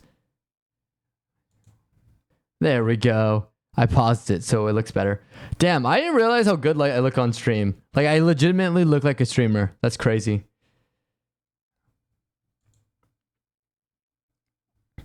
Yeah. But honestly, okay, I've been talking for almost an hour and a half now. I think that's pretty good. I'm not gonna lie. I think that's actually sort of my goal, is trying to get better at it. And I know we talked about a lot so far. Probably gonna talk a little bit more. And the fact that I made 2 changes is actually like making my channel a little bit like, you know, a little bit more professional here. And if this banner will change. There we go. Oh my god. Actually, I think I got peak, guys. Like, straight up. I like my YouTube banner.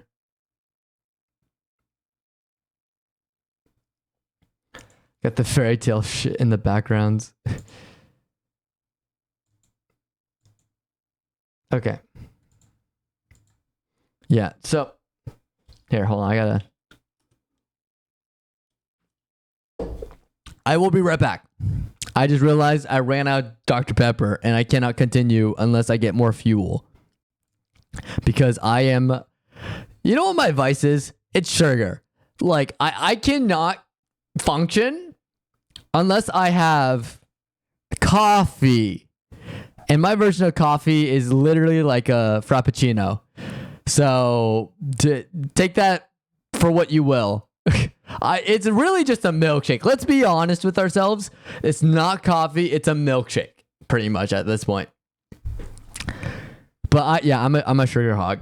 I love sugar. I love soda. That's my vice. Sometimes I'll have too much of it, but it keeps me up. It adds energy. I am like a small child. Give me sugar and I will go crazy. But yeah, I'll be right back. I just want to grab some more sugar. Oh man. What is wrong with me? What is wrong with me, dude? I'll be right back.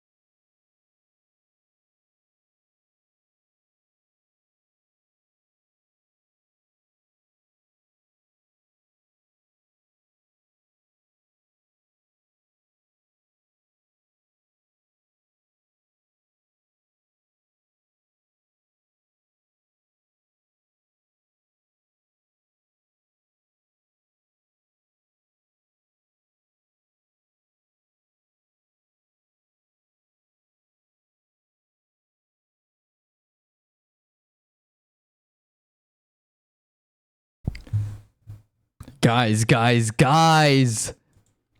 I got my sugar.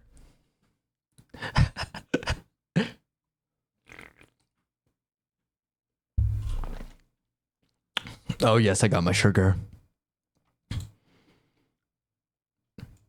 Okay, I'm going to pause this music. As much as I love it, it's coming to the end of the playlist.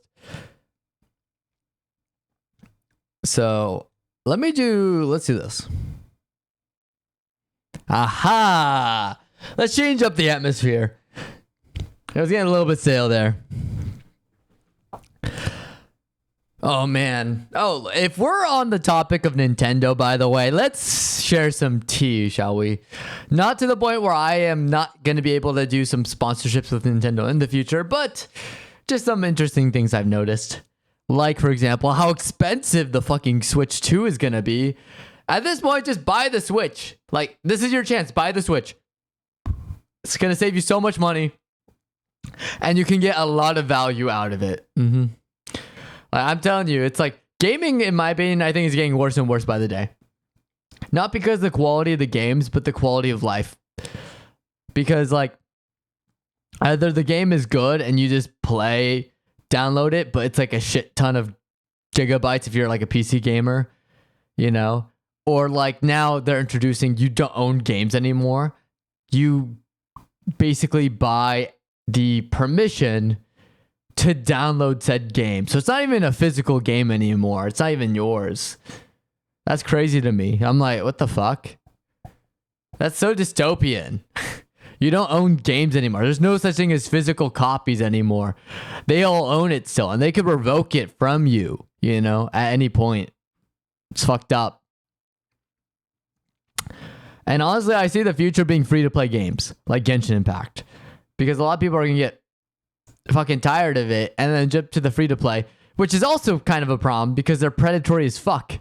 Because these games love to like just take money through microtransactions and hide the fact that, oh, you know, just spend $100, you'll get all these like in-game currencies that they'll make up. And it's like, if you do the math, it's not that much that you're basically using real money for. You're not getting that much value out of it. So I'm like, yeah. Like Genshin Impact, notorious for it. Primogems, it's awful. And they're like trying to farm it too. They're getting pretty bad with it, with the exchange rates. But yeah. Yeah, Genshin. I will still play Genshin Impact. My biggest flex. Now, I cannot say the same for Marvel Rivals. People are like, well, you didn't have to spend money on Marvel Rivals. I'm like, yeah, but have you seen the Sue Storm skin? In my defense, have you seen the Luna Snow skin? Her K-pop idol skin? Malice. But you know, my biggest flex is I haven't spent a single dime on Genshin Impact. So everything in game that I have in terms of characters, I have worked for. I have farmed. I have skipped to banner events. And honestly, I still think it's pretty cool, you know, to sit back and be like, yeah, didn't spend a single dime on this game. So yeah, maybe I'm going to see what happens with Wuwa. Because if Wuwa is kind of the same way, like I'll probably just grind it too. That's the only problem. That's the only trade-off. Is like you have to grind it more unless you pay microtransactions or the battle pass. Battle pass here's the thing. I look down on people who spend money on in-game currencies like Genshin Impact because I'm like, it's not healthy. Battle passes are a little bit different because you still have to put in the work for it, right? And you're rewarded and it's not that bad. But like, you know, that's the line for me. Battle passes, they're fine because you're still working for it, right? And it's not that bad as long as you know what you're getting into. But yeah, like Wuwa, I have to see what goes on because I know they also have microtransactions most likely because it's a free-to-play game. But I'm actually excited for the future because I signed up for a lot of betas or pre-registrations for a lot more open world free-to-play games like Genshin Impact that are coming out soon. Like my most anticipated is Anata. Anata is they said 2025, late 2025, 2026. I think it's going to be 2026. But the more time they spend on it, I think the more that they're refining it.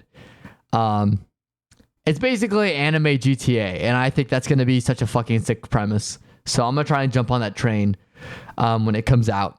Hopefully I become big enough where people will watch me just for Anata videos, but we'll see. Also, that's like, okay, a little bit of segue, but that's actually my biggest fears. Let's jump into like my biggest fears as like a streamer, because for me, my biggest fear is digging myself into a hole in terms of interest. And I think I did that with YouTube a little bit. That's why I kind of stopped with YouTube and am now pivoting to doing like streaming and YouTube. And anime is only so much. And once you find your group, your niche that people watch you for, it's like you got to stick to it. And I don't want to be restricted in that way. I want to be free, like a butterfly. I want to do what I want. I don't want stream to tell me what to do. I want people to watch me for what I do, not the content that I play, like the games I play, the shows I talk about. I want people to be like, yeah, no, Saorius is cool. I want to return so I can watch Saorius. That's just my thing. But yeah, I don't know. It's just like, I don't know. I feel like a lot of people now are like, oh, well, I just need to be the best game streamer, like content streamer, and just do anime all the time. And I'm like, you know how many clones there are of you? Like, as much as you'll gain popularity of like, haha, fan service anime, or, you know, subversion jokes, like, oh, ha, ha, ha, the male character, like, oh, like the big one to me is actually like Chris King. I like Chris King. Like, this isn't a slight against him, but I see a lot of copycats trying to do what he does. I'm like, he already did it. It's over. Like, you'll gain some following, but not to his level. If you want to grow to his level, you got to do something different. And that's like what I'm actually trying to do a little bit, is just be like, you know, I want to do something new. I want to like separate myself from everyone else and be like, yeah, no, I like anime. I'll talk about anime. But at the end of the day, I'm still serious. Like, I'll talk about Marvel. I'll talk about superheroes. I'll talk about K-pop, K-dramas, you know. Maybe I'll go into Reddits and read subreddits and threads and respond, you know, be like a drama fucking channel. But not really, because I don't want to comment on fucking drama. But yeah, that's kind of my thing. It's just like, hey, I want my own identity. I don't want to do all this garbage. And I know with time we're gonna see it sort of lonely change, but yeah, I don't know. It's just it's kind of a weird place to be. I'm gonna be completely honest. Yeah, like even I was like debating on doing like Danganronpa. Like, hey, what if I go down that rabbit hole and like be fun and do a character? I'm like, I don't know. I don't know about that, Chief. No, I don't know. Yeah, but who knows? Who knows? Like, I'm not even gaming right now. Like, that's like the reason why I'm not gaming right now, which if this was me from like 6 months ago when I was still streaming, I would be like, let's boot up Genshin Impact. I'd talk for maybe like 10 minutes, 15 minutes, and then I jump straight into Genshin Impact. I'm like, I think from what I've watched too, from advice from other successful streamers, they're like, you want to learn to literally vibe in the just chatting, you know, as opposed to like trying to like play games and become big that way, especially if they're popular games, because like no one will watch you. You gotta like find niche games and then they'll find you. And then also discoverability is fucking atrocious on Twitch, so you gotta do like VODs and like YouTube shorts and then attract viewers that way back over to Twitch. So, and now there's this whole debate of like, oh, maybe multi-streaming is good. And now I'm like, well, I was told just focus on one audience, Twitch or YouTube, and then grow that way. So I'm like, I'm just going to stick to Twitch. If I become big enough, maybe I'll multi-stream for all my fans and then just use 2 plugins. But I'm like, let me just keep it simple. Just worry about Twitch. I don't know. I still think Twitch has the best community compared to YouTube because, again, people go to YouTube for the content. It's a content farm. No one goes to Twitch just for the content. They go for the creator more so than anything. Because you'll look at how many people are just chatting and just talking about random shit. And oh, yeah, that's why, you know. Maybe if you jump ship of like, oh, go Twitch, YouTube, or multi-stream, then you'll have sort of a more balanced audience. But from what I've been told, discoverability is better on YouTube, so you got to make basically videos of your Twitch and VODs, put it onto YouTube so they can come over to Twitch, because Twitch is where the vibes are at, you know?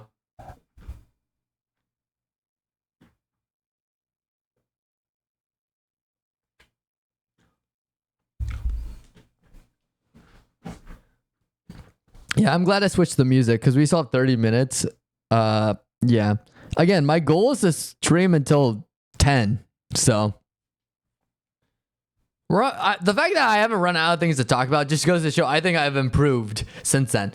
Because I remember I was struggling just to get past the 10-minute mark when I was like first starting off streaming. So, you know, my work actually pushes me, and I also have to thank my work. They force me to talk to strangers all the time. It's a customer service job, and I have to talk to people who are nice, rude, from different backgrounds all over the world because it's Orlando and it's convention center. So yeah, I talk to a lot of people from various different backgrounds. Sometimes people friendly, sometimes not. Sometimes it's because of the weather, sometimes it's not. But maybe just talking to strangers all day and losing my mind sometimes because I'm just going on like repetition, you know? Maybe that's why I've gotten really good at talking to myself and out loud. Or maybe I'm just insane. Who knows? Maybe both. I think Twitch streamers are insane. They can go on and on and on, just talking to themselves, right? Oh my god, I know this song. This is the fucking usual, was it the fucking YouTuber Twitch stream song that everyone fucking plays like crazy. Rip people on YouTube though who aren't listening. You probably can't hear this one. But yeah, I don't know. I've just kind of been in this mood too of like, since I'm in a customer service related role where I have to talk to a lot of people, the way I kind of cope with it is straight up just like, hey, I want to be a Twitch streamer. I want to make this. I want to be successful in this field. If I want to gain success, why don't I multitask? Do my job well, talk to people, customer service, and learn how to talk to strangers or to myself. and sort of form this persona, you know, and then I can apply it to Twitch. So like, hey, two birds, one stone. I get paid. Like as much as it's pretty rough as customer service related jobs are, you know, usually it's like rip those Waffle House workers. It's a brawl every night. But yeah, like I know how tough it is. But the fact that like you just keep pushing through, kind of like a big, like, you know, when you're taking a dump and you have that big log that's still lodged up there, you gotta push through, you know? That's kind of like customer service related jobs. You gotta push through. Shit's there. Gotta keep going, you know? Doesn't matter if you're in pain, still gotta do it because you're gonna feel better at the end. Yeah, that's my analogy.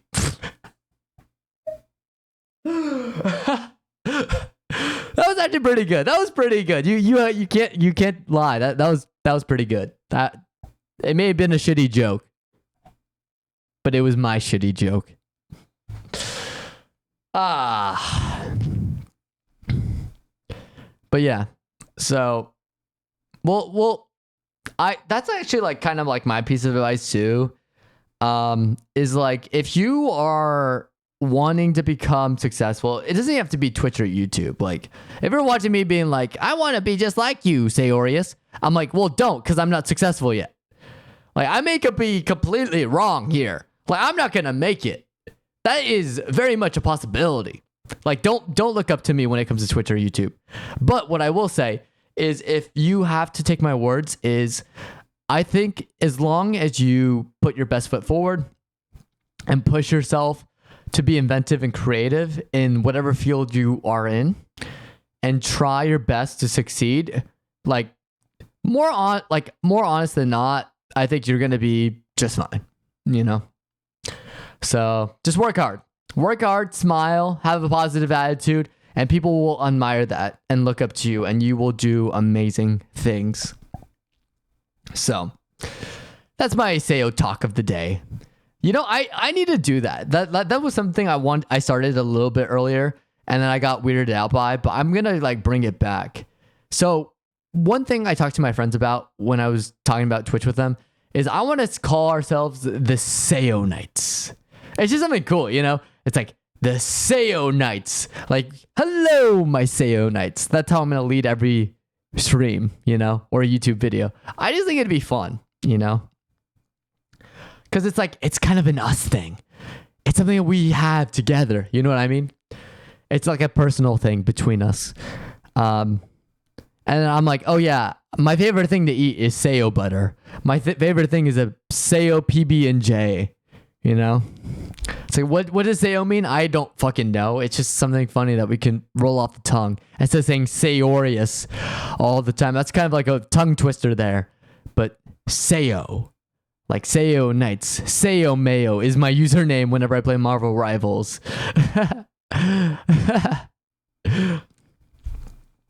Like Sayo Knights. We'll go to the Sayo Circle and we will have our round table meeting there. You know, we will have the Sayo swords and we will ride Sayo dragons into the sunset. And we will fight against a demon lord who has unearthly powers. You know, there's something fun like that. It's just some stupid shit, like D&D shit. Especially because, like, I don't know. I think more people should have more fun. That's my thing. Let's have more fun. I think the internet has lost that, where it's just like, I think people at the end of the day want to have fun. Let's stop being so serious all the time, and let's just have fun. You know? Like, even the people who used to have fun all the time don't really have fun anymore. Come on, let's just have fun without the controversies. Let's have some Sayo fun. There we go. Let's listen to some Sayo music. That's gonna be like my new adjective. Just let's drop. I'm like, oh yeah, let's talk to Sayo Indomitable. Like whenever he comes onto my channel, I'll refer to him as Sayo Indomitable. And then when I go to him, he'll be calling me the Indomitable Sayorius. Yeah, it's funny like that. We're gonna review some Sayo manga. Okay, I'll stop. This.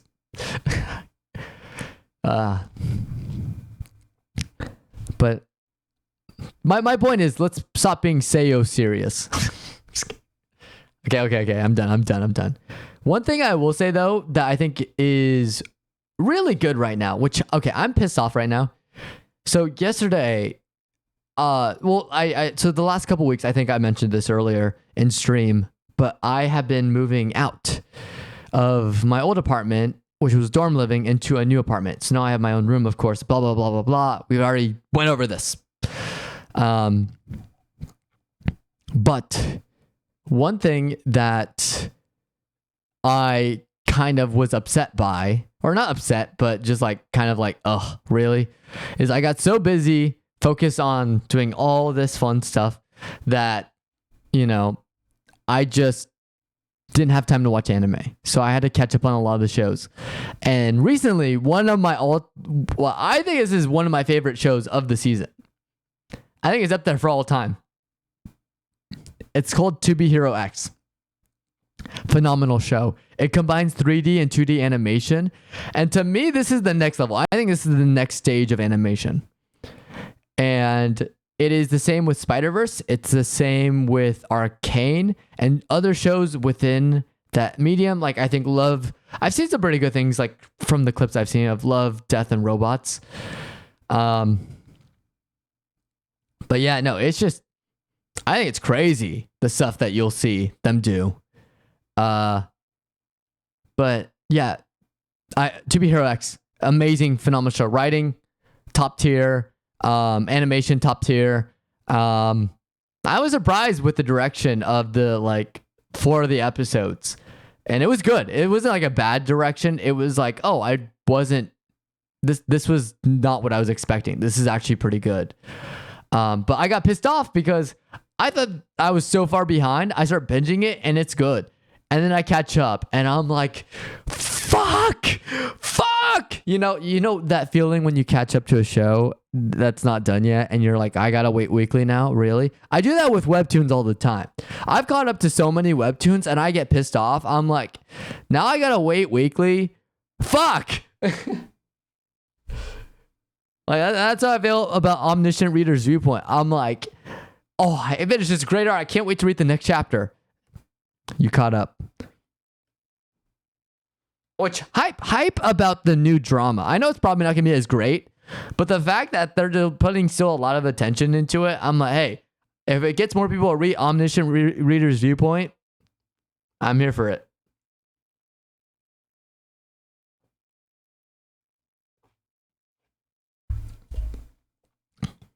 Yeah.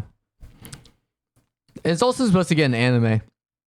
Same with Elicid. That's why I'm trying to catch up. So Elicid is actually one I'm not caught up on. Elicid, I know. That's funny. But Elicid is one show or one manga that webtoon that I'm reading. It's really funny. I'm loving it. Just not as, it doesn't hook me though compared to Omniscient Reader's Viewpoint or The Greatest Estate Developer. Those are really good. But it's not bad. I enjoy it still. It's just not as hooking for me. But if it's gotten pretty good reviews, it probably means it gets better the more you read. So that's why I'm trying to get through it. It's just an observation. But apparently they got an anime adaptation announced. And I'm like, okay, now I got to read it. Now for sure I got to read it, So yeah, we'll see. We'll see what happens. I'm sorry. I'm just looking at my YouTube again. I'm like, that's so funny. That's so funny. Yeah. Well, okay. One thing I also want to work on too is I want to get more nerdy and weeby, or not weeby. What's the word? Weeb-ish. There we go. Where I want to be more open, and that's sort of like a personal goal for me, because I feel like in recent memory, I've just kind of been, and this is just a product of how I was in high school. I was very introverted, and I would not talk this much. I would talk this much literally never. This is probably like a week's worth of talking for me that I'm doing now than I did in high school. Okay. Just to put it in perspective. So one thing I want to work on is I want to be better at being more open and being more comfortable with myself. Being sort of over the top, goofy. Like I remember I get embarrassed if I dressed up as so it's a funny story. High school or freshman year college in my film class, mind you. So this is like film. So I'm like, oh, it's Halloween. Everyone's gonna dress up, right? We should do something fun. You can see my wig up there next to Happy. I dressed up as Natsu Dragoneel, went to class, straight up, no one dressed up. I'm like, we're in art school. What do you mean no one dressed up? Not even as like anime characters. I don't give a shit about that. Just in general, like I thought someone dressed up as Indiana Jones. Someone could dress up as a horror movie like Jason Voorhees. Like something. But no. Not a single person. They dressed up in the evening. So apparently I did not get the memo that it's weird to dress up for class. And it's only cool and acceptable to dress up at night. And I'm like, really? Really? So that was kind of embarrassing for me. And that's also like, I should have been confident about it. And so that's kind of like a personal goal for me is I should have played it off. I should have just made jokes about it. I'm like, you guys are all losers.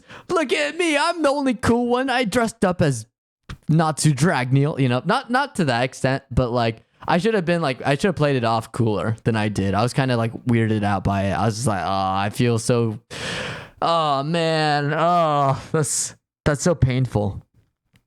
But yeah, I mean, it happens. But like, that's sort of my goal. It's not even like, see, and I don't even mean it like, because I think, and this is like a thing that I want to work on.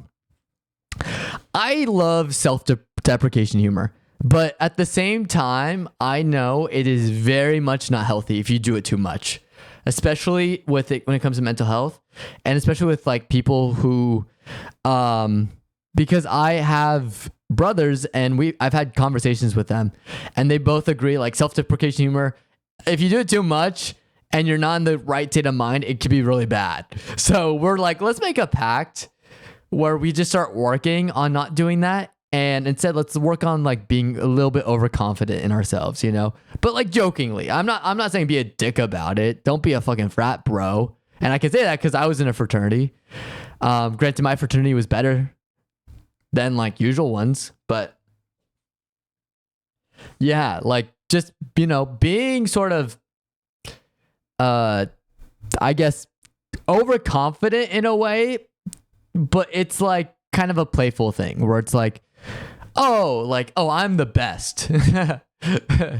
Yeah, I'm clearly better than everyone else, and then someone like knocks you down a peg, but it's all for laughs. You're like, oh well, too bad, you know. Just kind of the overconfident boasting of it, saying, oh yeah, I'm the only one who could probably pull this off, and everyone's like, no, bullshit. I'm the only one who could pull off this wig. Bullshit, you know, kind of funny, like that kind of funny banter. Yeah, just doing stuff like that. That's kind of like what I want to do, my personality. Like, I think, again, I'm going to bring back Sea-Dog. I look up to Sea-Dog a lot, Sea-Dog VA. I mentioned him multiple times throughout the stream right now. But I genuinely think he, to me, has what I want to be as a streamer, which is like the confidence to kind of play off things, you know, not afraid to put himself out there, especially when it comes to cosplay. And just have fun with friends too. That's just kind of my thing. It's just, let's just have fun, you know? So yeah, I love Connor. If you're watching Connor, which you probably aren't, you know, thank you for inspiring me to be at this point. You know, I didn't do all this right behind me because I wanted to. It was also because like I have a dream and I needed to, you know? So yeah, that's just kind of where I am right now. It's just kind of like, hey, let's see what happens, because I don't know, my goals, I feel, for streaming are also aligned, which I think is something that I think is one thing that I realize is sort of a good thing to have, is overlapping goals, where it's like, hey, if I succeed in this, it also helps with this. Kind of with my job I was talking about earlier, where, you know, like I have to talk to strangers, customer service, deal with all these situations, but then I could use it for Twitch chat, you know? I could put it to good use. But like, that's kind of my thing, is like, hey, well, if I put myself out there with streaming and cosplay more and have more confidence in myself without feeling weird or strange or too dorky, right? And have this like exuberant boatload of, I said buttload, boatload of confidence. I could do anything, right? That's kind of where I want to be. And not only will it help for just streaming, but just for me as a person. Like, I think that is an amazing trait. If I see people with like that ooze confidence, that aren't afraid to be themselves, I get envious, because I'm like, I want to be you. I want to be in your spot, because I feel like sometimes it's just some people have just the natural talent for it. Well, I have to work for it because I don't have it. I don't have that gift. It's something that I need to work on, right? But that's why I want to work so hard, because I see the value in it. And since I'm standing on the other end and I don't have it, I value it more than someone who may have that gift of just being overconfident all the time and not being afraid to mess up his words and have, like, you know, word salad every now and then. Like, throughout the stream, I've been blah, blah, blah, blah, blah, blah, blah, blah, blah, you know, this entire fucking time. And sometimes I don't even know what I'm saying. I use filler words like and you know. But again, with time, I feel like I'm just gonna get better. It's just, I gotta keep streaming, you know.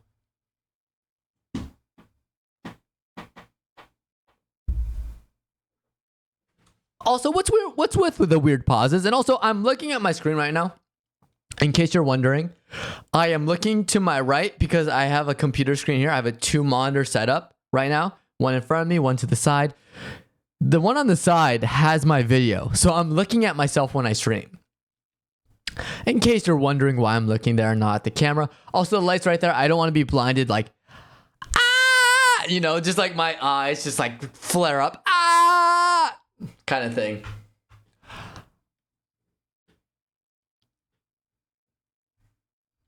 So, yeah. We'll see how this goes. Yeah, well, oh, funny story. So, I basically went through one of the most difficult things when setting up my stream room right now. Do you want to know what it was? Was it getting the dresser right behind me? No. Was it getting the shelves assembled? They were a pain in the butt, but no. Was it the lights being hung up behind me? The LED lights? No. The hardest thing was getting the Ethernet to work. And this is where the pain in the butt comes in, because I have these Ethernet ports in my apartment unit, and I plugged in my Ethernet cable into the Ethernet port, because that's how that thing works. You plug in an Ethernet cable into an Ethernet port, and therefore you get internet. Well, apparently I didn't use the right internet provider or whatever, even though they said there's only one in the area. And they said, no, so you just have to plug it in straight to the router. I'm like, well, I share it with my other roommates. So I called, and I had called the apartment maintenance to fix it. They were just like, oh, call the internet. Called the internet. They were like, oh, call maintenance. So it was back and forth, and I finally got an answer. What you're supposed to do is you're supposed to get this Wi-Fi router or Wi-Fi extender and connect it to the router, and then plug in the Ethernet cable into the Wi-Fi extender that's connected to the router. And that's how I have internet now. But that was such a pain in the butt because I had to do multiple calls. I had no internet. So I had to use my laptop. I had to use my data on my phone, which I have unlimited. So that's my flex. But yeah, it was just such a pain in the butt. I'm just like, really? All I needed was this $30 extender from Amazon, and now I have Ethernet. Huh? That's weird. That's really weird. But I don't know. I'm finally glad that I actually have it now because now I'm streaming. And I actually was supposed to. My goal was at least trying to stream last week, start of May. Did not happen. Did not happen. I got way too busy. I had to deal with this internet BS, and I'm like, I'm still setting up my room. It's still a complete mess. Let me just put it on the back burner, you know? Let's put a pin on it. So, yeah. I don't know. It's weird. Really weird. I may change up some things. I kind of like how clean everything is. One thing on my goal though, because what I like to do for notes, I used to write in my notes, but then my notes got like packed. And so it wouldn't save stuff because I have my iPhone storage was full, so I had to clear a bunch of things. But one thing I like to do is I like to write reminders in my calendar app of what I need to do.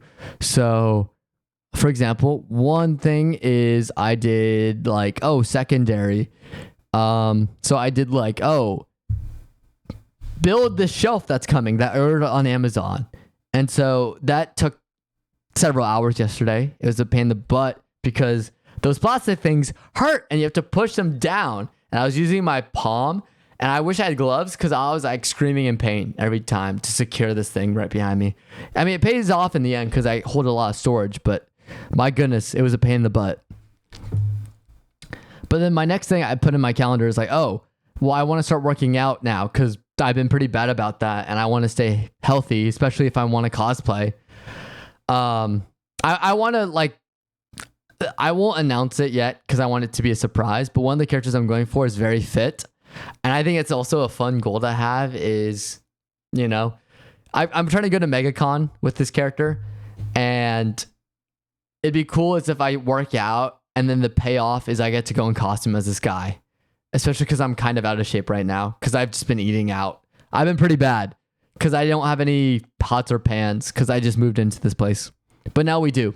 So I'll be able to eat healthier. And then, of course, make a schedule. Like streaming schedule, I already have solid, But in terms of everything else, like I got to get a proper schedule in work, especially with work and stuff. And then, of course, writing. I want to start writing. That's also a hobby of mine, drawing and writing. I'm writing a fantasy story. And I mean, I talked about earlier, I'm a big fan of rom-coms. My next goal after I write this big, expansive fantasy story that I'm spending a lot of fucking time on it. But my next one's going to be a rom-com. And I'm just going to kind of go down the list of all the favorite genres I have of anime and manhwa and donghua and just kind of write accordingly from there. I get a lot of inspiration when I read it, like when I watch a good show too. It's great. And then also cook. And then the big thing for me right now though is also just wiping down everything. Cause I moved a bunch of stuff from boxes and stuff. I want to take like an extra time to buy Clorox wipes or something and just wipe down the whole apartment, like the shelves and stuff. Like this was on the carpet on the ground. Like it wasn't dirty, but like, just a little bit, make everything a little bit more cleanly. You know what I mean? Just stuff like that. Especially like the desk right here. Like, it's not dirty, like insanely dirty. It's not, I don't even think I need to wipe it down, but it's just something I'm like, good practice, keep everything cleanly.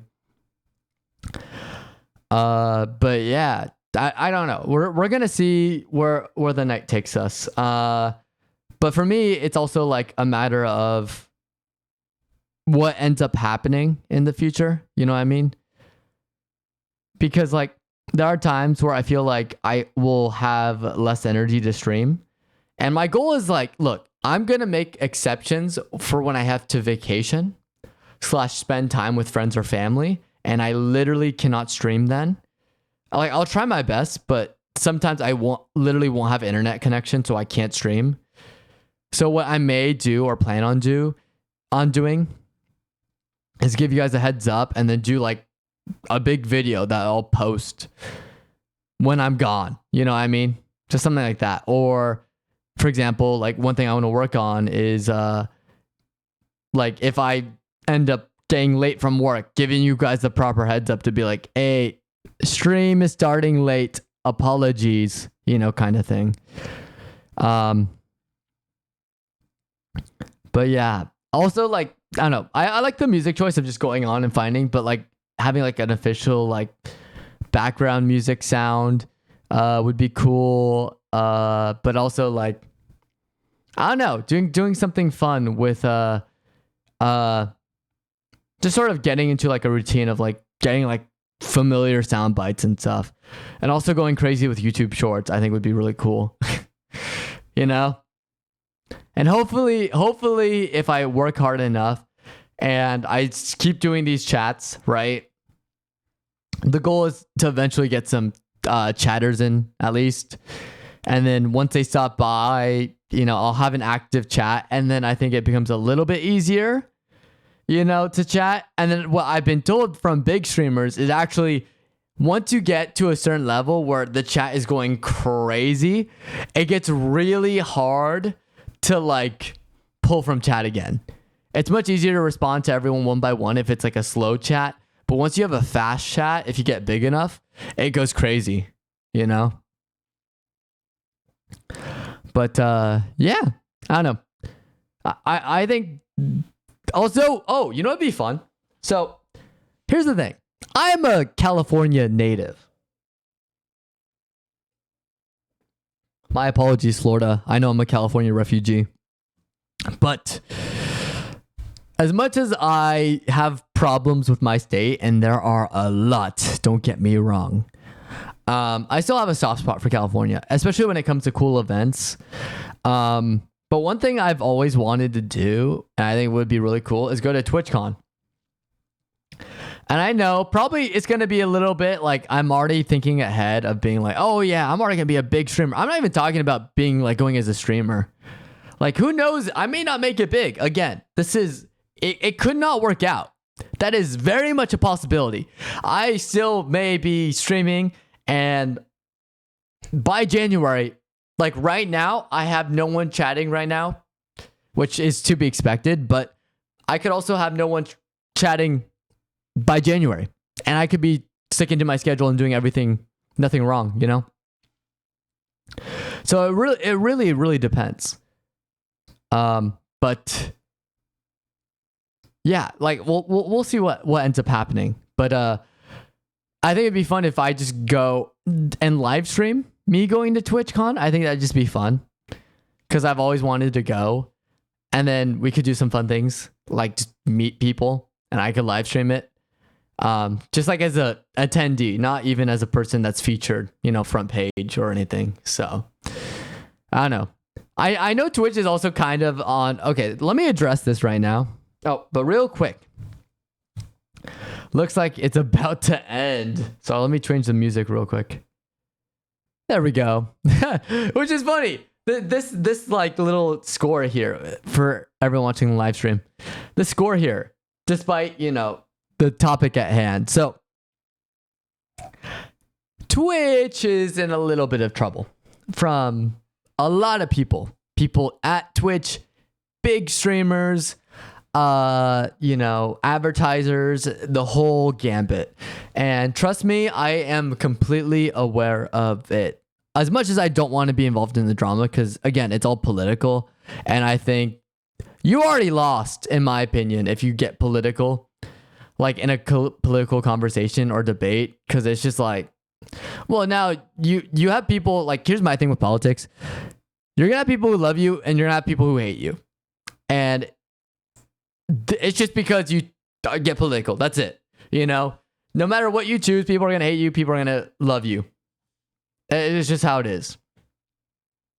But Twitch has been under fire because of some big streamer. I won't name them because I don't want that attention. That's not what my channel. I'm not going to be a drama farm. If you know, you know. If you don't, I'm going to keep it vague and just straight to the point. So there's a lot of conversations about what Twitch is with bias, with protections of certain streamers, or like just double standards and hypocrisy. And personally, does this affect me as wanting to become big on Twitch now? Because for me, the way I see it is there's a lot of corporations and big companies that do the same thing. I mean, Twitch is owned by Amazon. Come on, guys. Let's not act virtuous when this company is like subsidized by Amazon, right? But like, I don't know. It's not my place to say because I'm not that level and I don't want to get involved, but I am aware of it. That's all I'm going to say. And I'm still going to stream on Twitch because I still feel like this is a great platform. And there's a lot of small communities and big communities that I do like. Especially that I've grown up. I've even watched them on YouTube. Like, it's funny. I actually didn't know Twitch was a thing. I knew YouTube was a thing before Twitch, with no duh. But I didn't realize Twitch was a thing. I just would watch VODs of streamers on YouTube. I'm like, wait, what? How are people responding? Wait, where is this coming from? Like, it's a live stream. But, you know.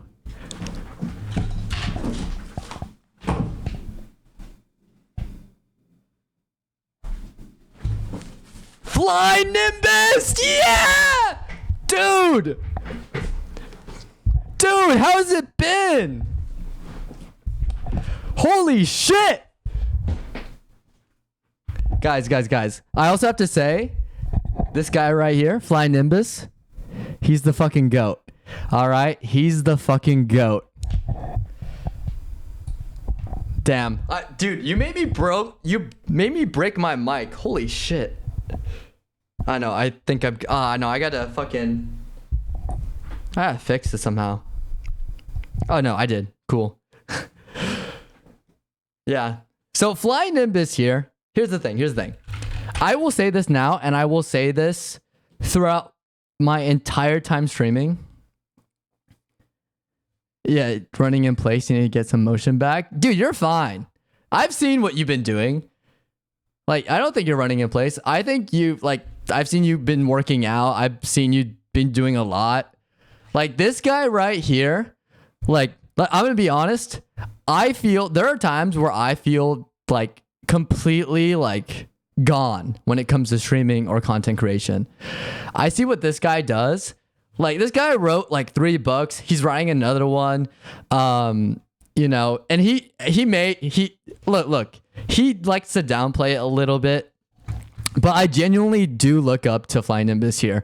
Like, not only is he a great friend that I met in college, and I still think so to this day, but like, this man is a passionate creative, and like, a lot of things that I would give up on, like, it's because of him and a lot of artists that I'm friends with that motivate me every day. And I genuinely think so.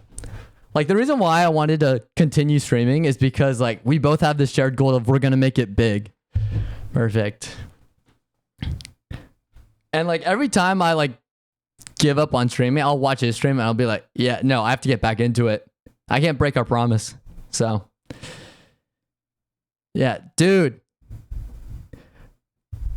It's so nice to see you, though, in chat. And I'm happy that I have this up. Because people on, like, if people were watching this on, like, YouTube and I didn't have the chat up, everyone's gonna be like, what the fuck is he reacting to? Like, everyone on YouTube, when I post the VOD, they'll be like, what the fuck is this guy on about? But yeah, no, Dub's in the chat for Flying Nimbus here.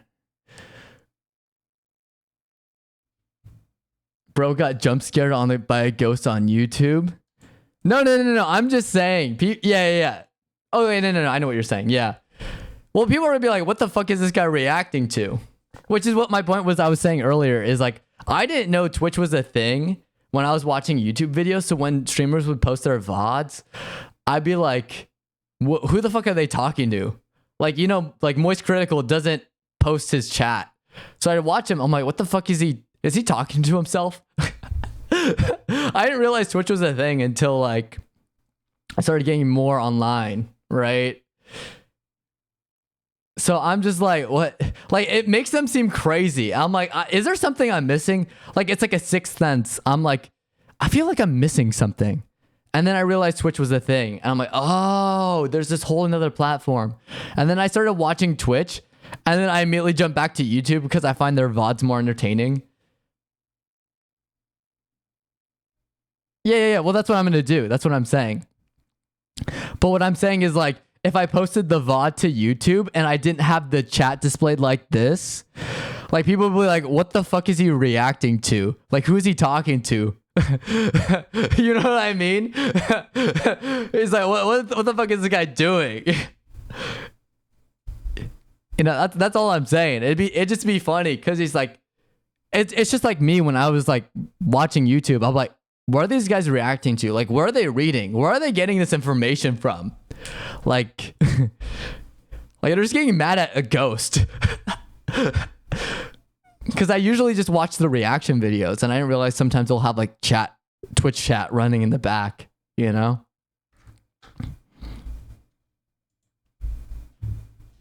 Yeah, but no, I'm gonna, dude, this is full throttle until January. And I'm gonna dictate if I make it or not. Because if I don't feel like I'm making any progress, I'm gonna quit streaming altogether. That's my ultimatum. And that's what's gonna push me. Because I'm like, damn, I got the setup and I have like my own room. There's no more excuses, you know? And I'm gonna stick to my schedule. So yeah.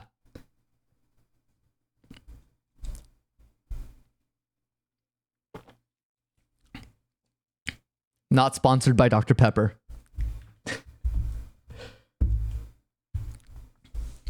Yeah, I'm also going to see what happens with YouTube. I mean, I talked about this earlier, but like YouTube Shorts. Because I feel like that's how you grow, like blow up big. Because I don't trust TikTok anymore. I mean, I never trusted TikTok, but I especially don't trust TikTok now. And I'm like, I doom scroll on YouTube Shorts more than I do TikTok. So I'm gonna start posting more like shorts. Like I recently got a comment on my YouTube short from like 6 months ago. And I'm like, wait, people still watch my shorts? What the fuck? So yeah, no, people do it. They doom scroll and they find you eventually. So yeah, I'll keep posting. Cause I think Ludwig also did a challenge where he's like, how long does it take for me to scroll from start? Right? You know what? That's fair though. That's fair. Yeah, what I may do though, is I may just blow up or try and blow up on YouTube Shorts as like a Twitch streamer and like make YouTube videos and VODs and edit them down. And then when I finally finish my book, I'll be like, this video was sponsored by, and then I'll list my book name. I'll do a self plug. I'm like, thank you so much for. I want to thank this author so much for helping sponsor this video. Yeah. Well, I have. And have you seen the one where I plugged your book? That's so funny. Yeah, dude. I mean, that's how you make it, dude. That's how you got to do the self promo.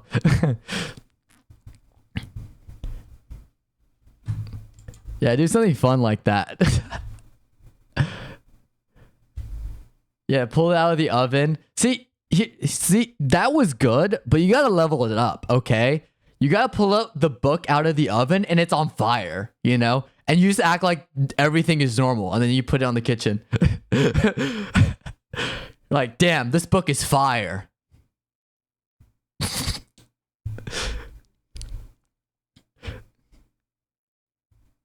Yeah, or it's like, what is it? That fucking meme of the dude writing and it's like flames coming out of the pen. That's what you gotta do. Yeah, you gotta get creative with the marketing.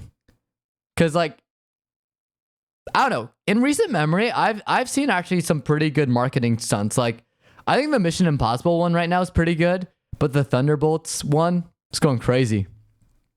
They went absolutely crazy, and look at them. They're like, I think everyone deserves a raise after like that huge success right there. Yeah. What's funny though, you still need these Thunderbolts. It's all right. Hey, I still need to watch Sinners, okay? I think that's a bigger flex. I just watched another Marvel movie. You saw Sinners, and I've been seeing a lot of hype around it, so. Plus, you got time. The next one's Fantastic Four, and that's not until like another 2 months, right? Yeah, I've heard it's really good. I mean, it's Michael B. Jordan. Come on. That and dang it. Why did I forget her name?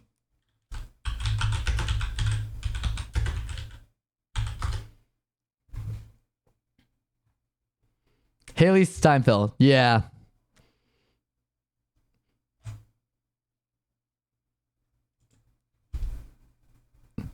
Yeah, I mean, when you have like two actors like that, you're like, oh, yeah.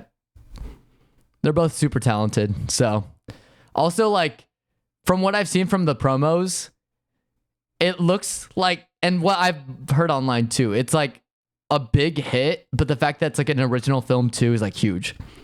And I'm like, yes, I need more of this, please. More original films. But yeah, we'll see. Maybe I'll catch it in theaters. Maybe I'll just wait for it to go on a streaming platform or digital and watch it that way, or pirated it. You know, like Luffy intended. But we'll see. We'll see. I'd rather support a film like that financially. So,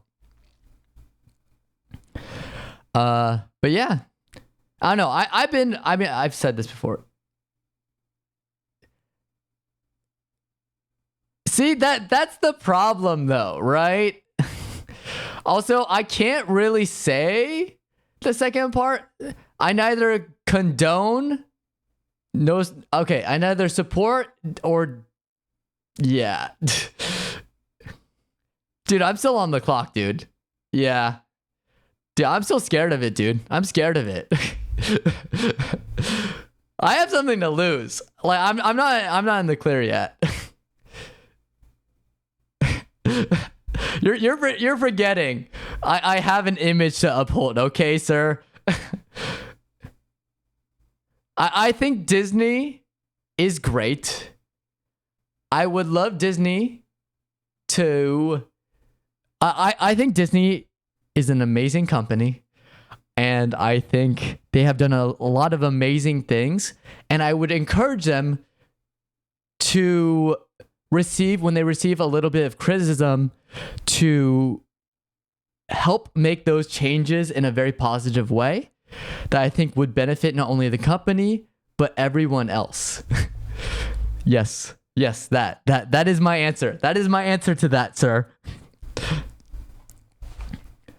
Nah, but Warner Brothers, fuck them.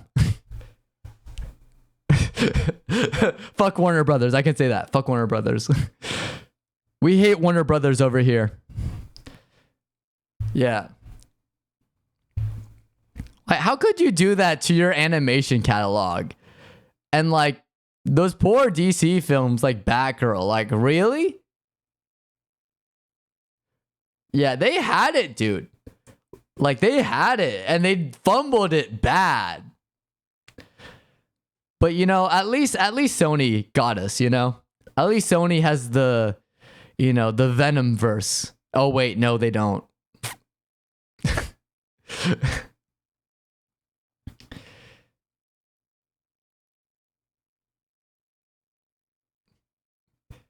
Yeah, I still think it's crazy. Sony had all the rights to Spider-Man and they could have used him in the films and they chose not to.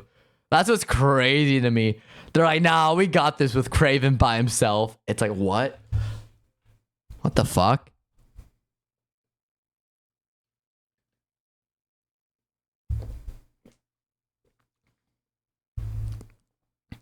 I am excited though for Fantastic Four. I think Fantastic Four is going to be I think it's going to be like Captain America First Avenger. That's my predictions. Where it's like a time period piece almost, but it's like really fun. It's not going to be like amazing or anything, but I think it's going to be a solid movie. That's going to be like a good setup to the Avengers films. Yeah. All right. I'll see you later, Flying Nimbus. Thanks for stopping by, of course. Yeah, take care of yourself, dude. Yeah, we love Flying Nimbus over here. This is a Flying Nimbus channel. Put me in, coach. Hey, dude!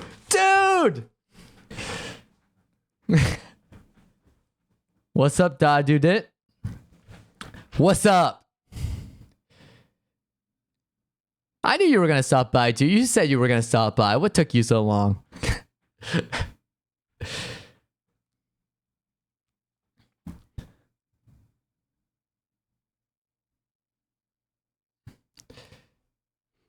Yeah, because work. Oh, okay, that's fair. You know what? That's fair. I did get back from work too. Yeah, dude, we're seeing a lot of returning. Flying Nimbus, Dodudit. The whole Sayo circle is coming back into the fold, dude. It's great. I love seeing my Sayo mutuals in the chat.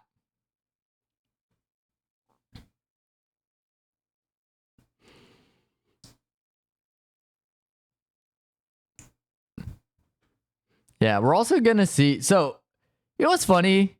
I am proud of myself because up until this point, 2 hours and 40 minutes, I've been just talking and just chatting.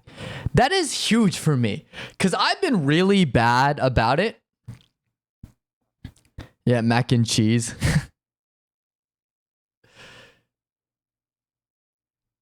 Yeah, I've been really bad about like talking when it comes to streaming. Like I usually, especially when I gameplay, I focus on the game. I don't chat at all. So one thing I wanted to do was focus on talking more. And so I'm glad that like I've gotten better. The fact that I've been talking for 2 hours and 40 minutes. And I feel like if I just keep chatting, I'm going to get better and better, you know? I'm going to be so fucking annoying because I'm going to be chatting so much. People are going to recognize like, why do you talk so much? Why do you talk to yourself? That's weird. Yeah, hell yeah. Yeah. You know what goes good with mac and cheese? Surprisingly, a hot dog. If you slather that mac and cheese on a hot dog and you sprinkle bacon bits into it, best thing in the world. Just gotta say it real quick. Yeah. Or bacon mac and cheese, or like the mac and cheese with the shells that you get at Panera. Oh, dude. Dude. Love Panera mac and cheese. It's so good.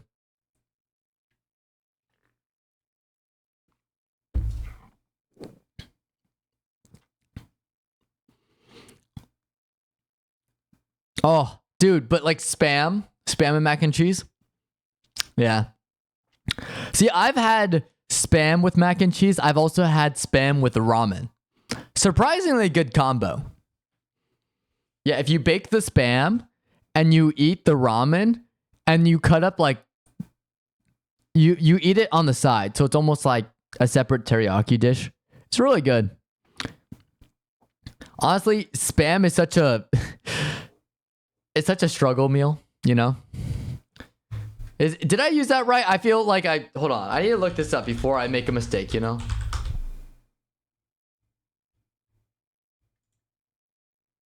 Yeah, it is. Okay, I did use it right. Okay, it is a struggle meal. I think it's the perfect struggle meal. Anything with ramen, spam, you know? It's like if you need something cheap and easy, right? Especially if you're trying to pay like rent. Cause I'm already going through it. I'm just like, oh, gotta start saving and budgeting. Cause I've been eating out all the time. Wait, spam got expensive?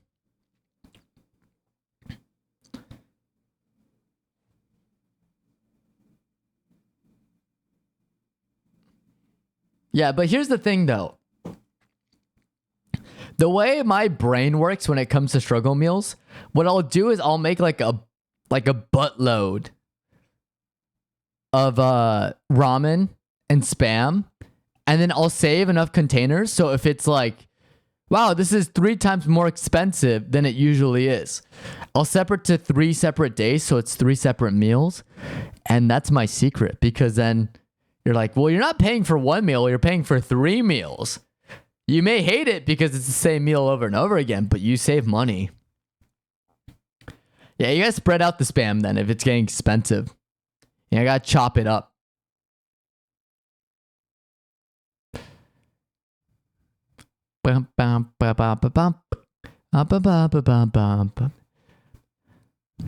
I mean, that's how I do. That's what I do with my steak sometimes. Is I have like leftover steak or chicken from like an expensive like if I go to an Italian place and I get like fettuccine chicken pasta or whatever, right? And it's a lot of food, and I'm just like, this was pricey. This is expensive. I went out with family and I paying for my own bill. It was like what, like 30, $40 for the whole thing. And it's not even that great, right? It's from like a kind of mid Italian place. What I'll do to justify the cost is like, hey, I'm going to section this off into 3 different meals afterwards. So if I divide it by 4, that's how much it actually costed for the meal, you know? I've been doing that a lot lately where it's just like, well, if it's expensive, just space it out. Leftovers go huge, you know? I'm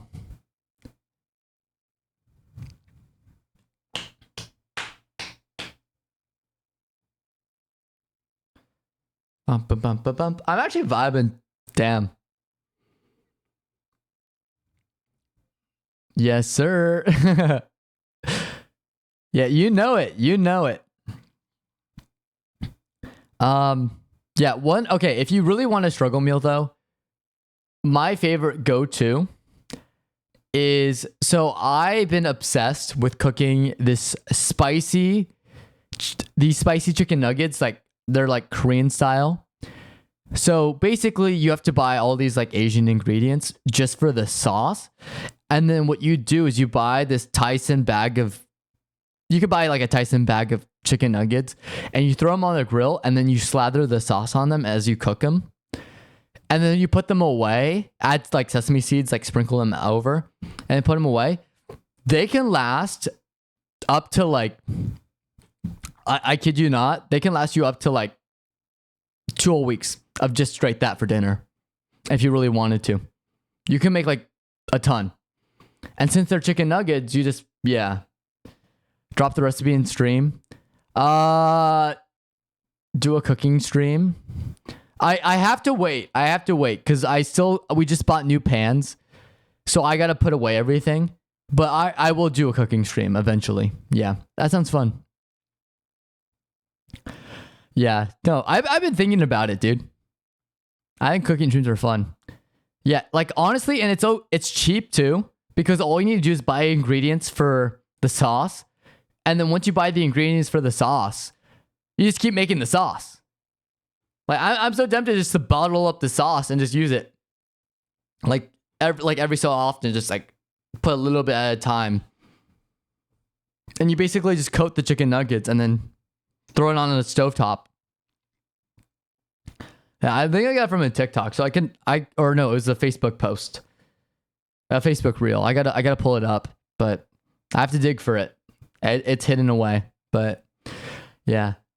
Well, I mean, I did mention this earlier. I did do a lot of cooking. Or one thing I want to do is more cooking. I took a little bit of a break because I was moving out and moving into my new place, but now that we're getting settled, I'm bringing it back. So I'm gonna have fun with it.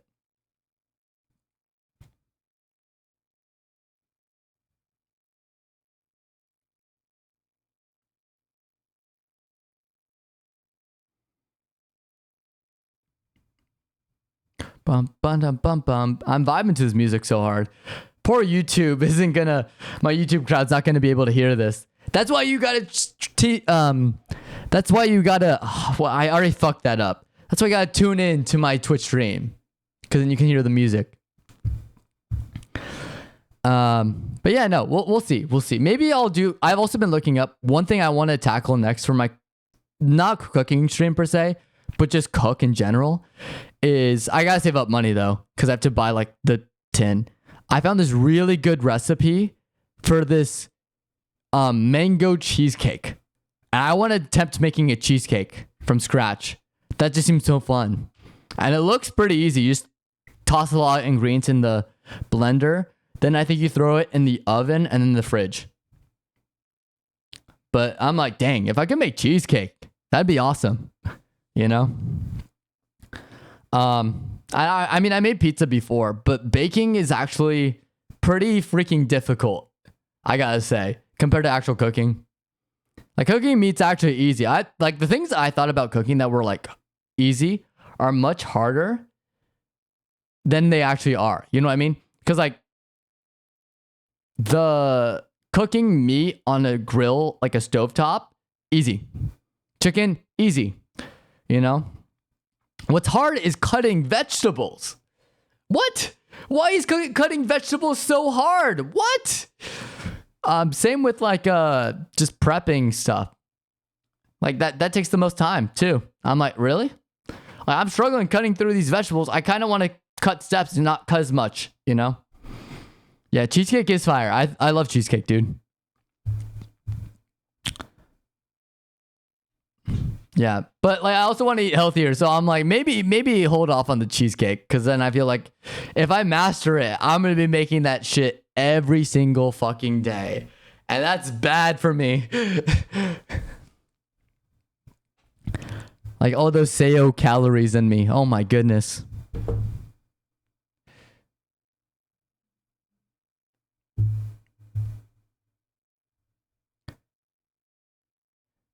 No, it really is. And like also like what's funny to me is also the thing that takes up the most time too with cooking. If you're doing a recipe, finding the ingredients in the store. That's also really hard. And I'm like, why? Why is it so hard? It shouldn't be hard. Why is it hard? Pause. Wow, I can't believe I said that. You got me to say that. That's crazy. Why would you do that to me?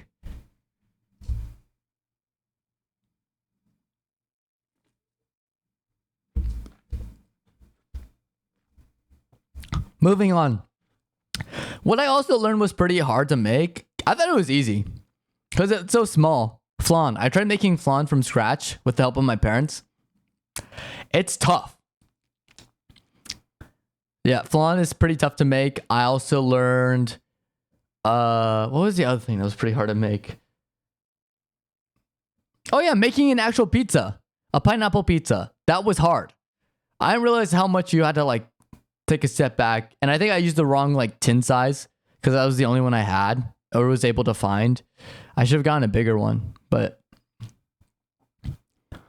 yeah, pizza. I'm not looking down on pizza people anymore.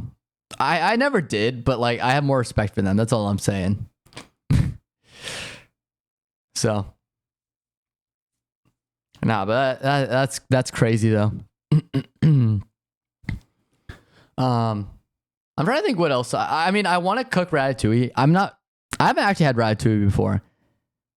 But like a running joke I have is like my end game is ratatouille. Is if I cook ratatouille from the movie Ratatouille, I know I have made it as a chef. And another goal I have is because I have this obsession with kitchen nightmares, is to cook everything that a bad chef makes. I want to cook. So yeah, that's kind of my goal right now. So that's why I want to do like a beef Wellington eventually. I want to do a shepherd's pie. That's actually next on my list, the shepherd's pie. Because I love shepherd's pie. It's just ground beef, mashed potatoes on top. And I looked up how to do it. It doesn't seem that hard. I just need like the proper equipment. But yeah. See, I already knew it was vegetables though. But it just looks like appetizing. You know what I mean? Just like if I can take a picture of it, I may like toss it or give it to my roommates, you know, if I like end up hating it. But like if I take a picture of it and like I'm like, damn, this looks nice. I know I made it as a chef. At least an amateur chef. I won't even say professional. Let's say amateur. But yeah. Oh, also French onion soup. I want to master that. I love French onion soup. And it's also because of kitchen nightmares, because I saw someone make a French onion soup and Gordon's like, this is fucking disgusting. You know, it's like, I'm like, damn, I kind of want to do it now to see if it's like actually that hard to make one, you know, because these are self-proclaimed professional chefs. So Yeah, there's that. And then I also, my biggest hurdle though, and I told this to my parents, I want to cook seafood, like learn how to cook a good fish. But the problem is I hate fish. I don't like seafood. But I feel like, I think it's impressive as a chef if you can cook something you don't like and it's still delicious for anyone else. Like same with eggs. Like if I can cook like scrambled eggs, easy. That's probably like the easiest egg to make, but like an over easy or like that, was it the Japanese egg, the way they prepare it, where you roll it. Apparently that's hard as fuck. So I want to learn how to do that just so I can flex on my homies. Just be like, hey, I can do it. I can do it. You know? But yeah, no, I don't know. I take a lot of pride in like how I cook and stuff. So yeah.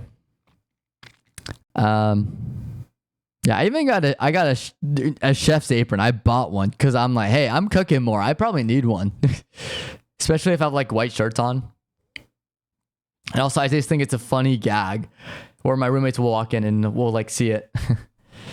That's true. I don't know if you've seen it, but there was a thing where Gordon Ramsay's first step to getting cooking is getting a diversific palates. Yeah. Well, yeah, and so my actually biggest hurdle when I was starting off cooking is I was using meal kit guides, like Blue Apron and stuff, and I would do a lot of Asian recipes, and because I love a lot of Asian food. But the problem is that I wanted to expand when I saw. It's funny, Kitchen Nightmares helped me get out of that because I'm like, I could do this better than these dumbasses, you know, kind of thing. Like these arrogant pricks. And so I did it and I'm like, yeah, maybe I can do it. You know, I did like a couple of dishes and I'm like, yeah, it's not that hard. So it's also like, I also want to try different cuisines. Like made my own curry that was delicious. Thanks to like this powder mix from Publix. So, but yeah, like just like kind of what you're saying is just kind of spreading out and getting a little bit more diverse with your taste for sure.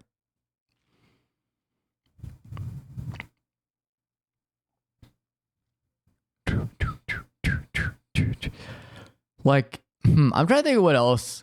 Like, I think it would be dope. Like, if we want to go down the rabbit hole of dope foods to try cooking. One is the donut, but it's hard because I don't really have a fryer. And you kind of need that to make donuts.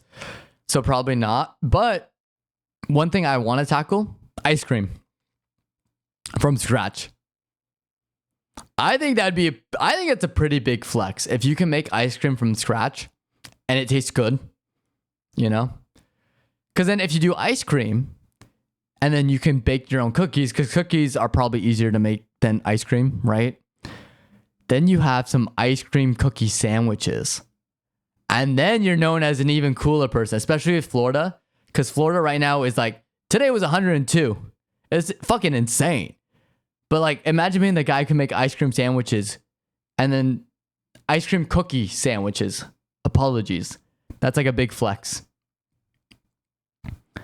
There's also, I'm trying to think what else I want to try.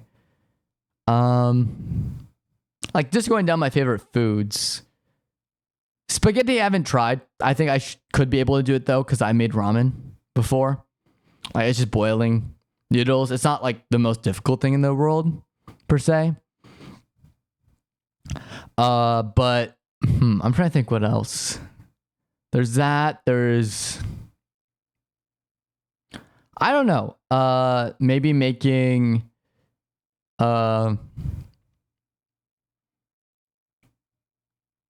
what'd be really cool to make though is fried chicken. But again, I need like a fryer for that. Like a lot of the fun things I think that would be cool is I maybe just need a fryer, or at least learn how to do it without a fryer. You know what I mean? Like I'm sure there's a way to do it. Like there was this random, or wings. I think wings would be fun. Because I know there was this girl at my old dorm that was selling wings that she made because she was a cook out of her apartment. So it was almost like a restaurant. I'm like, that's pretty sick. She's like, oh yeah, $30 for like 10 wings. I'm like, damn, that's actually a pretty good deal. Yeah. Wings from scratch. Oh, Yeah, I gotta learn how to do that.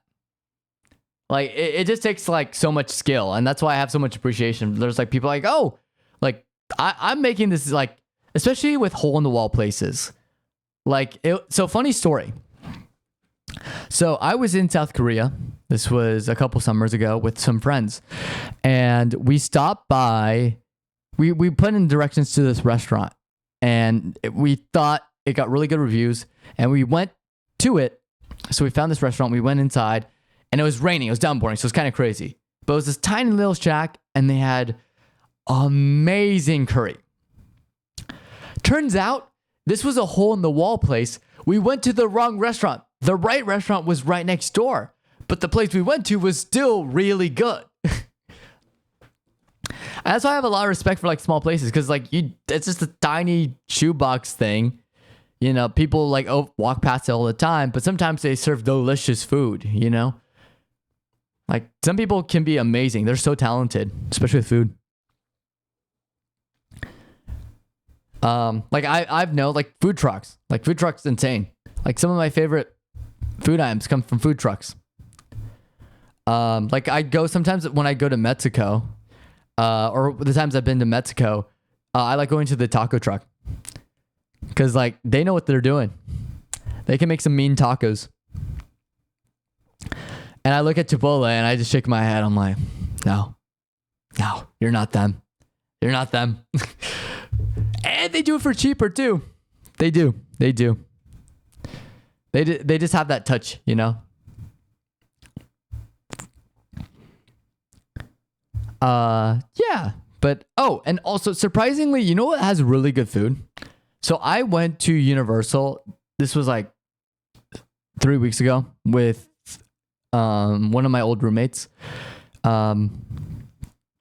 We went, just me and him, and we went during the end of Mardi Gras, their celebration at least of it. And they had these international booths like India, they had China, they had, I forget what else, I think France maybe. Argentina, I think they had Argentina. So good. Brazilian food. Like they were killing it. And it was like these little food truck things, but they were delicious. Yeah, best are ones. Well, here, you want to know my secret to, you know, it's a good Mexican joint. If you see a plastic gallon of horchata, the Mexican rice milk drink, and there's flies buzzing around it, that's how you know you're in an authentic, amazing Mexican joint. That's the secret. If you see flies buzzing around, you know it's good. I think I just gave away the secret to finding the good joints.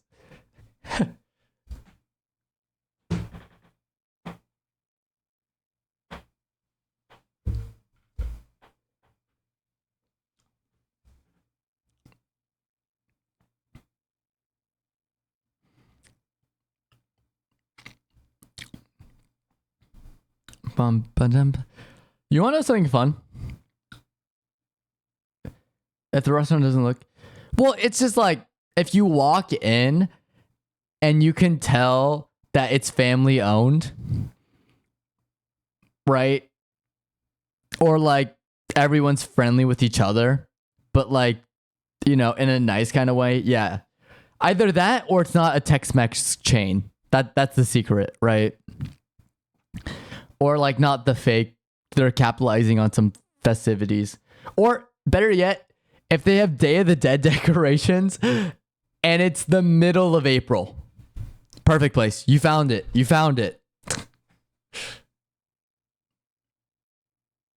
Yeah.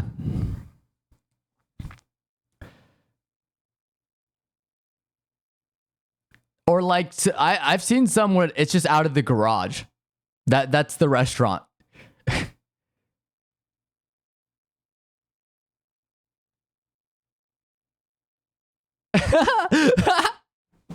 Yeah, no, for sure.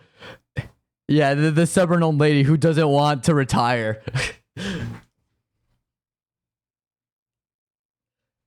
All right, take it easy. You need to relax. It's like, no. Ain't that true? That is so true.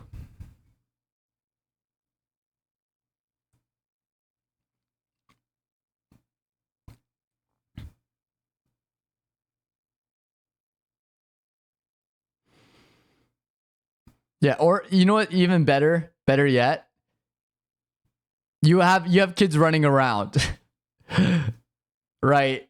They're running around, and then the parents are like just pretending the kids don't exist. They're running around the restaurant, and then they're like blasting. What is it? Latin pop in the background. Yeah, and then all the adults have Modelo's in their hands or margaritas.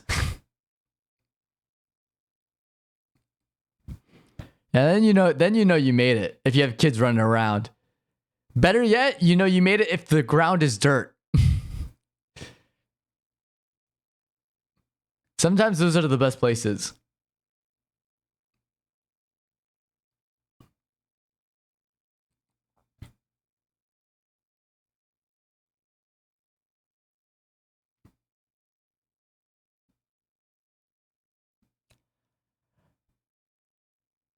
Real. Yeah. Yeah, you can just tell. There are signs. Yeah. So guess what, Da Dudit? It is 10 o'clock. Do you know what that means? I have been talking for 3 hours straight. Yeah. New record. I can't believe I talked for 3 hours straight, and my voice isn't dead somehow, despite working today too. That's weird. But we did it. We finally did it. And so let us do this as I close off on the stream. Let me just say this. I want to thank everyone for watching. If you made it to this end, please consider subscribing. Also, you're a real one. Feel free to join in twitch.tv/Sayorius. Anytime. I stream 7 p.m. to 10 p.m. Maybe a little bit later, maybe a little bit sooner. I'll end. But for now, 7 p.m. Mondays, Wednesdays, and Fridays. Feel free to pop on in and say hi. Like, I have Twitch chat. I had my friends come in. They're super hype. Like, I love Dodged. I love Fly Nimbus. They're the homies. They're the real ones. But yeah, we're gonna see how this goes. And I don't know. Thank you guys for helping me do a successful comeback stream. This was awesome. And yeah, I can't wait to see everyone on Wednesday. So as I close off, let me play my outro song. And this is sort of going to be something I'm going to start doing. And it's going to be something fun. And we'll see. We'll go from there. We're going to see how this ends. So thanks for watching. Thank you for watching, YouTube crowd. I'll see you guys on Wednesday.